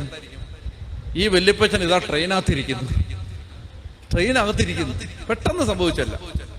അപ്പൊ ട്രെയിനകത്തിരുന്ന് ഇങ്ങനെ, മഹാഭാവി, എന്തിനാണോ നിന്നോട് ഞാൻ ട്രെയിൻ എപ്പോഴാണെന്നല്ലേ ചോദിച്ചുള്ളൂ, നീ എന്തിനാണോ ആ പട്ടി അഴിച്ചു വിട്ടത് എന്ന് ചോദിച്ചപ്പോ ആ ചെറുപ്പക്കാരൻ മറുപടി പറഞ്ഞു, പട്ടി അഴിച്ചു വിട്ടോണ്ട് പറ അപ്പച്ചന് ട്രെയിൻ കിട്ടി. മനസ്സിലായോ? അതായത് ചില പട്ടി അഴിച്ചു വിട്ടോണ്ടാണ് ചിലരിപ്പോ ഈ ധ്യാനകേന്ദ്രത്തിൽ ഇരിക്കുന്നത്. ചില ദുരിതം ഉള്ളത് കൊണ്ടാണ് നമ്മൾ ദൈവത്തെ അറിഞ്ഞത് എന്ന് കരങ്ങളടിച്ച് കർത്താവിന് നന്ദി പറഞ്ഞേ. ഹല്ലേലൂയ. ആണോ? ചില ദുരിതം ഉണ്ടായത് കൊണ്ടാണ് നമ്മൾ ദൈവത്തെ അറിഞ്ഞത്. അതുകൊണ്ട് കർത്താവ് പറയാണ്, അർദ്ധരാത്രിയിൽ ഓർക്കാപ്പുറത്ത് വന്ന ആ സ്നേഹിതന്റെ പേരാണ് സഹനം, പ്രയാസം, വേദന, മാനുഷിക ദുഃഖങ്ങള്, ദുരിതങ്ങള്, കഴിവുകേടുകള്, ഇതെല്ലാം ആ രാത്രിയിൽ വന്ന ആ സ്നേഹിതൻ. എ ആണോ, ബി ആണോ, സി ആണോ? സി. അപ്പൊ അങ്ങനെ ഇരിക്കുന്ന സമയത്ത് ഇതാ വന്ന് കയറിയിരിക്കുകയാണ്. ഇനിയിപ്പോ എന്നാ ചെയ്യാനാ? വന്ന് കയറി. അതുകൊണ്ട് അയാൾ പെട്ടെന്ന് ഓടി. നിങ്ങളെന്നാലും ചോക്ക്, പാതിരാത്രിയില്, കേൾക്കുന്നുണ്ടോ? പാതിരാത്രിയില് ഓടിപ്പോയി ഒരു വീട്ടിലേക്ക് ചെന്ന്, സ്നേഹിത ബി എ എന്ന് പറഞ്ഞ് ഓടിച്ചെന്ന് അർദ്ധരാത്രിയിൽ ഒരു വീട്ടിലേക്ക് ചെല്ലണമെങ്കിൽ ആ വഴി അയാൾക്ക് നേരത്തെ നല്ല പരിചയം ഉണ്ടാവണം. ഓർക്കാപ്പുറത്ത് ജീവിതത്തിലേക്ക് കയറി വരുന്ന സഹനങ്ങളെ നേരിടാൻ ബി എന്ന് പറയുന്ന കർത്താവിന്റെ സന്നിധിയിലേക്ക് ഓടിയെത്തണമെങ്കിൽ പ്രാർത്ഥിച്ച് പരിചയമുണ്ടാവണം, ഇരുന്ന് പരിചയമുണ്ടാവണം. അവർക്ക് പറഞ്ഞേ ഹല്ലേലൂയ. മനസ്സിലായ? അല്ലാതെ ഒരു പ്രശ്നം വരുമ്പോൾ മാത്രം പ്രാർത്ഥിക്കാൻ പഠിച്ചാൽ പോരാ, നല്ലതായിട്ട് പ്രാർത്ഥിച്ച് പരിചയം ഉണ്ടാവണം. പ്രാർത്ഥിക്കുന്നവന് പ്രശ്നങ്ങളൊന്നുമല്ല. പ്രാർത്ഥിക്കുന്നവന്, മദർ തെരേസ പറഞ്ഞു, പ്രശ്നങ്ങൾ ഭൂമിയിൽ നിന്ന് വരുന്നു, പരിഹാരം ഉന്നതത്തിൽ നിന്ന് വരുന്നു. പ്രാർത്ഥിക്കുന്നവന് പ്രശ്നങ്ങൾ ഭൂമിയിൽ നിന്ന് വരും, പരിഹാരം സ്വർഗത്തിൽ നിന്ന് വരും. ഹല്ലേലൂയ. അപ്പൊ അതുകൊണ്ട് നേരെ അങ്ങോട്ട് ചെന്നു. നല്ല പരിചയം ഉണ്ടായിരുന്നു ഈ വഴി. നേരെ ഓടി ചെന്നു, വിളിച്ചു, സ്നേഹിത സ്നേഹിത, ബി വന്നിരിക്കുകയാണ്, അതുകൊണ്ട് എനിക്ക് 3 അപ്പം വായ്പ തരിക. എനിക്ക് കഥ വായിച്ചപ്പോൾ ഒരുപാട് സംശയങ്ങളുണ്ടായി. അതിൽ ഒരു സംശയമാണ്, ഈ വന്ന സ്നേഹിതൻ 3 അപ്പമേ തിന്നത്തുള്ളോ? ഇയാൾക്ക് 3 വേണ്ടെങ്കിലോ? 2 മതിയെങ്കിലോ? ഇയാൾക്ക് 4 വേണമെങ്കിലോ? അപ്പൊ അങ്ങനെയാണെങ്കിൽ ഈശോ പറഞ്ഞ ഈ കഥയിൽ ഈശോ എന്തിനാണ് ഈ അപ്പത്തിന്റെ കണക്ക് പറഞ്ഞത്? 1 2 3. ഈശോ എന്ത് പഠിപ്പിക്കാനാണ് ഈ കഥ പറഞ്ഞത്? പ്രാർത്ഥിക്കാൻ പഠിപ്പിക്കാൻ. അപ്പോ പ്രാർത്ഥനയെ കുറിച്ചുള്ള അടുത്ത സന്ദേശം ഈശോ പറയുന്നത്, പ്രാർത്ഥനയ്ക്ക് കൃത്യതയുണ്ടെങ്കിൽ മറുപടിക്ക് കൃത്യതയുണ്ടാവും. പ്രാർത്ഥനയ്ക്ക് കൃത്യതയുണ്ടെങ്കിൽ മറുപടിക്ക് കൃത്യതയുണ്ടാവും. ഞാന് എൻ്റെ വീട് ധ്യാനകേന്ദ്രത്തിനടുത്താണ്. അപ്പൊ എൻ്റെ അമ്മ ഒരിക്കൽ എന്നോട് പറഞ്ഞു, മക്കളെ, കിണറ്റിൽ വെള്ളമില്ല, എന്നാ ചെയ്യുന്നേ? കിണറ്റിൽ വെള്ളമില്ല. ഞാൻ പറഞ്ഞു, അമ്മ കിണറ്റിൽ വെള്ളമില്ലെങ്കിൽ ഇപ്പം എന്നാ ചെയ്യുന്നേ? ഇനിയിപ്പോ കിണർ ഒന്നുകൂടെ കുഴിപ്പിക്കാം, അല്ല അവൻ എന്നാ ചെയ്യുന്നത്? ഞാൻ എന്നിട്ട് എൻ്റെ തിരക്കിനിടയിൽ ഞാനത് വിട്ടുപോയി. അപ്പൊ വേറെ ആരുമില്ല, എൻ്റെ അപ്പനും അമ്മയും ഒറ്റയ്ക്കാണ് താമസിക്കുന്നത്. എന്നോടേ അവർക്ക് പറയാനുള്ളൂ. എന്നോട് പറഞ്ഞു, ഞാൻ മറന്നു. 1 മാസം കഴിഞ്ഞിട്ട് ഞാൻ അമ്മയെ കണ്ടപ്പോ ഞാൻ പറഞ്ഞു, ഞാൻ മറ്റേ വെള്ളമില്ലെന്ന് പറഞ്ഞ കാര്യം ഞാൻ മറന്നുപോയായിരുന്നു. അപ്പോ ഇപ്പൊ വെള്ളത്തിനിപ്പോ എന്താ ചെയ്യുന്നേ? അപ്പൊ അമ്മ എൻ്റെ അടുത്ത് പറഞ്ഞു, അത് നിന്റെ അടുത്ത് പറഞ്ഞിട്ട് ഒരു തീരുമാനം ഉണ്ടാവാത്തോണ്ട് ഞാൻ നേരെ പള്ളി ചെന്ന്, ഞങ്ങളുടെ പള്ളി സെന്റ് ജൂഡ് പള്ളിയാണ്, സെന്റ് ജൂഡ് പള്ളി ചെന്ന് യൂദാശ്ലീഹായോട് പറഞ്ഞു എന്ന് പറഞ്ഞു. എന്ത് പറഞ്ഞു? വെള്ളമില്ലെന്ന് നിന്നോട് പറഞ്ഞിട്ട് ഒരു കാര്യമില്ലാത്തോണ്ട് ഞാൻ പള്ളി ചെന്നിട്ട് യൂദാശ്ലീഹായോട് പറഞ്ഞു, യൂദാശ്ലീഹായെ വെള്ളമില്ല എന്ന് പറഞ്ഞു. അപ്പൊ ഞാൻ ചോദിച്ചു, എന്നിട്ട് അന്നെ ചെയ്യാനാ? 2 ദിവസം കഴിഞ്ഞപ്പോ വെള്ളം വന്നെന്ന് പറഞ്ഞു, കിണറ്റിൽ. നിനക്കത് മനസ്സിലായോ? അതായത് പ്രാർത്ഥനയ്ക്ക് കൃത്യതയുണ്ടെങ്കിൽ മറുപടി കൃത്യമായിരിക്കും. അമ്മ അങ്ങോട്ട് ചെന്നിട്ട് യൂദാശ്ലീഹയോട് എന്നെ പറഞ്ഞേ, വെള്ളമില്ല, ഒരു തീരുമാനം ഉണ്ടാക്കി തരണം. ഇത് 2 ദിവസം കഴിയുമ്പോൾ 3 ദിവസം കഴിയുമ്പോൾ കിണറ്റി വെള്ളം. ഞാൻ ഒരു കാര്യം പറയട്ടെ, പിന്നീട് ഇന്ന് വരെ ആ കിണർ പറ്റിയിട്ടില്ല. ഇഷ്ടം പോലെ വെള്ളം. ധ്യാനകേന്ദ്രത്തിൽ വെള്ളമില്ലെങ്കിൽ പോലും എൻ്റെ വീട്ടിൽ വെള്ളമുണ്ട്. പറഞ്ഞ ഹല്ലേലൂയ എന്ന് പറഞ്ഞാല് ആ പ്രാർത്ഥന കറക്റ്റായിട്ട് അങ്ങോട്ട് അടിച്ചപ്പോ പ്രാർത്ഥനയ്ക്ക് ഉത്തരം കറക്റ്റായിട്ട് ഇങ്ങോട്ട് വന്നു. അപ്പൊ അതുകൊണ്ട് ഞാൻ പറഞ്ഞല്ലോ, പ്രാർത്ഥനാ പായ വിരിച്ചിരിക്കുമ്പോ കാടും പടലും ഒക്കെ പറഞ്ഞുകൊണ്ടിരിക്കാതെ അഖിലാണ്ട കടാഹങ്ങളെ സൃഷ്ടിച്ചാണ്ട കടാഹങ്ങളുടെ വിധാതാവായ പരമ്പൊരുളായ സർവേശ്വരനായ സ്വയംഭൂവായ ദൈവം ഇങ്ങനൊന്നും പറഞ്ഞുകൊണ്ടിരിക്കാതെ, കർത്താവേ, കൊച്ചിന് ഫീസ് കൊടുക്കാൻ നിവർത്തിയില്ല എന്ന് നിനക്കറിയാലോ, അതുകൊണ്ട് ദൈവമേ, ഫീസിനൊരു വകുപ്പ് കർത്താവ് ഉണ്ടാക്കി തരണം. നിന്റെ ആവലാദികൾ കർത്താവിനോട് പറയണം. പറഞ്ഞേ ഹല്ലേലൂയ, പുറകെ പറഞ്ഞേ ഹല്ലേലൂയ. അപ്പൊ ഇത് കറക്റ്റായിട്ട് കൃത്യമായിട്ട് പറയണം ദൈവസന്നിധിയിൽ ഇരുന്ന് പ്രാർത്ഥിക്കുമ്പോൾ. അല്ലാതെ വേറെ 100 കാര്യം, ആ ധ്യാനകേന്ദ്രത്തിൽ നിന്ന് വാങ്ങിച്ച പുസ്തകം, ഈ ധ്യാനകേന്ദ്രത്തിൽ നിന്ന് വാങ്ങിച്ച പുസ്തകം, അപ്പുറത്തെ ധ്യാനകേന്ദ്രത്തിൽ നിന്ന് വാങ്ങിച്ച പുസ്തകം, ഇപ്പുറത്തെ ധ്യാനകേന്ദ്രം, ഇതെല്ലാം കൂടെ എപ്പോ ചൊല്ലി തീർക്കാനാ? ആകെ അങ്ങോട്ട് മാറ്റി വെച്ചിട്ട് ഈ ബൈബിൾ എടുത്ത് അടുത്തോട്ട് വെച്ചിട്ട് 2 വചനവും വായിച്ചിട്ട് ആവലാദികൾ കർത്താവിനോട് പറയണം. ലോകത്തുള്ള എല്ലാ പ്രാർത്ഥനയും ചൊല്ലണ്ട, ഞാനല്ലേ പറയുന്നത്, ചൊല്ലണ്ടെന്ന് പറ. Hallelujah, hallelujah. അതുകൊണ്ട് കർത്താവിനോട് പറയും, എൻ്റെ കർത്താവേ, എൻ്റെ കാര്യം ഇതാണ്, എൻ്റെ അവസ്ഥ ഇതാണ്. അതാണ് സങ്കീർത്തനം പറയുന്നത്, എൻ്റെ അവസ്ഥ കർത്താവിനോട് ഞാൻ വിവരിച്ചു. അങ്ങനെ വിവരിക്കണം, കർത്താവിനോട് അവസ്ഥ പറയണം. ദാവീദ് എന്ന് പറയുന്ന രാജാവ് തല മൂടി കരഞ്ഞുകൊണ്ട് കൊട്ടാരത്തിൽ നിന്ന് പുറത്താക്കപ്പെട്ട് കഴിയുമ്പോൾ സ്വന്തം മകനാണ് അബ്സാലോം. സ്വന്തം മകൻ അബ്സാലോം അപ്പനായ ദാവീദിനെ രാജകൊട്ടാരത്തിൽ നിന്ന് നിർദാക്ഷിണ്യം ചവിട്ടി പുറത്താക്കി കഴിഞ്ഞപ്പോ തലമൂടി കരഞ്ഞുകൊണ്ട് ദാവീദ് കെദ്രോൺ തോട് കടന്ന് ഒലിവുമലയുടെ കയറ്റം കയറുമ്പോൾ ദാവീദ് പ്രാർത്ഥിച്ചു, കർത്താവേ, അഹിത്തോഫലിന്റെ ആലോചനകളെ വ്യർത്ഥമാക്കണമേ. ഒറ്റ സെന്റൻസേ ഉള്ളൂ, ഒറ്റ സെന്റൻസ്. കർത്താവേ, അഹിത്തോഫൽ എന്ന് പറഞ്ഞാൽ അബ്സാലോമിന് ദുരുപദേശം കൊടുത്തുകൊണ്ടിരുന്ന ആള്. അവൻ പറഞ്ഞു കൊടുക്കുന്ന ദുരുപദേശങ്ങളിൽ പെട്ട എന്റെ മകൻ വഴിതെറ്റുമ്പോ, എന്നെ കൊല്ലാൻ നടക്കുമ്പോ, കർത്താവേ, അഹിത്തോഫലിന്റെ ആലോചനകളെ വ്യർത്ഥമാക്കണമേ. ഒലിവുമലയുടെ കയറ്റം കയറുമ്പോ തലമൂടി കരഞ്ഞുകൊണ്ട് ദാവീദ് പറഞ്ഞു, കർത്താവേ, അഹിത്തോഫലിന്റെ ആലോചനകളെ വ്യർത്ഥമാക്കണമേ. ഒറ്റ സെന്റൻസ്. എന്താ നടന്നത് നിങ്ങൾക്കറിയോ? ഈ സമയത്ത് കൊട്ടാരത്തില് അഹിത്തോഫല് മകനായ ദാവീദിന്റെ മകനായ അബ്സാലോമിന് ദുരുപദേശം കൊടുത്തോണ്ടിരിക്കുകയായിരുന്നു. ആ സമയത്ത് ആ ഉപദേശം അനുസരിച്ചെങ്കിൽ ദാവീദ് കൊല്ലപ്പെട്ടനെ, മകൻ അപ്പനെ കൊന്നേനെ. ആ ഉപദേശം കേട്ടപ്പോ അബ്സാലോമിന്, ദാവീദ് പ്രാർത്ഥിച്ചല്ലോ, അബ്സാലോമിന് ആ സമയത്ത് ആ ഉപദേശം സ്വീകരിക്കാൻ തോന്നിയില്ല. അയാളെ പരിഹസിച്ചിറക്കി വിട്ടു. അയാൾ അവിടെ നിന്ന് നാണം കെട്ട് ഇറങ്ങിപ്പോയി ഒരു കഴുതയുടെ പുറത്ത് കയറി വീട്ടിൽ ചെന്ന് എല്ലാം റെഡിയാക്കി കെട്ടി തൂങ്ങി ചത്തു. ഒറ്റ പ്രാർത്ഥന, ശത്രുത തൂങ്ങിയാടുന്നു. ഒറ്റ പ്രാർത്ഥന, കർത്താവേ, അഹിത്തോഫലിന്റെ ആലോചനകളെ വ്യർത്ഥമാക്കണമേ. പറഞ്ഞേ ഹല്ലേലൂയ, ഹല്ലേലൂയ. അപ്പൊ ഇതാണ് കാര്യം. എന്താ കാര്യം? അതായത് പ്രാർത്ഥനയ്ക്ക് കൃത്യത വേണം. അതിന് ഞാൻ നിങ്ങൾക്ക് ഒരു ഉപദേശം തരട്ടെ. ഒരു ബുക്ക് എടുക്കണം. ബുക്ക് എടുത്തിട്ട് എന്തൊക്കെയാണോ ദൈവം ഇടപെടേണ്ടത് എന്നുള്ള മേഖലകൾ എഴുതി വെക്കണം. 2023 മെയ് വരെ ഇടുക. 1, 2, 3, 4. ഞാനങ്ങനെ ചെയ്യുന്നത്. അങ്ങനെ എഴുതി വെച്ചാൽ അടുത്ത മാസം ആകുമ്പോൾ തലേമാസം എഴുതിയതെല്ലാം വെട്ടാൻ പറ്റും. കാരണം എന്താ അറിയാം, അതെല്ലാം നടന്നു. ഇനി അടുത്തത് എഴുതി വെക്കുക. കൃത്യത. 3 അപ്പം വായ്പ തരിക. ഉടനെ എന്ത് ചെയ്യുന്നു? ഈ ആള് അകത്ത് നിൽക്കുന്ന ആൾ ആരാണ്? ബി ആണ്. എ ആണോ, ബി ആണോ, സി ആണോ? മുറ്റത്ത് നിൽക്കുന്ന ആൾ ആരാണ്? എ ആണ്. അകത്തിരിക്കുന്ന ആൾ ആരാണ്? ബി ആണ്. വീട്ടിൽ വന്ന ഗസ്റ്റ് ആരാണ്? സി ആണ്. ഓക്കെ, അപ്പോ ബി ആണ് ദൈവം. കേട്ടല്ലോ, ബി ആണ് ദൈവം. ആ ദൈവത്തിനടുത്താണ് നമ്മൾ ചെന്ന് പ്രാർത്ഥിക്കുന്നതാണ് ഈ കഥ. അപ്പൊ അങ്ങനെ ചെന്ന് മുറ്റത്ത് നിൽക്കുമ്പോ പറയുകയാണ്, ഒരു സ്നേഹിതൻ എന്റെ അടുത്ത് വന്നിരുന്നു, അവന് കൊടുക്കാൻ എനിക്കൊന്നുമില്ല. അപ്പോൾ അവന്റെ സ്നേഹിതൻ ആരാണിത്? സി. അപ്പോൾ അവന്റെ സ്നേഹിതൻ ആരാണിത്? ബി. അകത്ത് നിന്ന് മറുപടി പറയുന്നു, എന്നെ ഉപദ്രവിക്കരുത്, കഥ അടച്ചു കഴിഞ്ഞു, എന്റെ കുഞ്ഞുങ്ങള് എന്റെ കൂടെ കിടക്കയിലാണ്. 3 തടസ്സം. അകത്തിരിക്കുന്ന ആള്, അതായത് ആരാ? ദൈവം. പ്രാർത്ഥിക്കുന്ന നമ്മളോട് 3 തടസ്സം പറയുക. പ്രാർത്ഥിക്കാനായിട്ട് ചെന്നപ്പോ 3 തടസ്സം. കേട്ടാ, 3 തടസ്സം. എന്തൊക്കെയാണ് തടസ്സം? പറ. കഥ കടച്ചു കഴിഞ്ഞു. 2.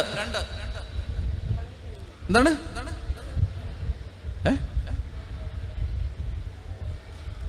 എന്തൊക്കെയാ പറഞ്ഞേ?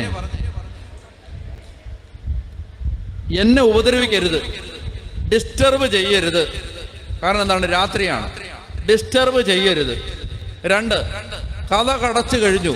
3, കുഞ്ഞുങ്ങൾ എൻ്റെ കൂടെ കട്ടിലുണ്ട്.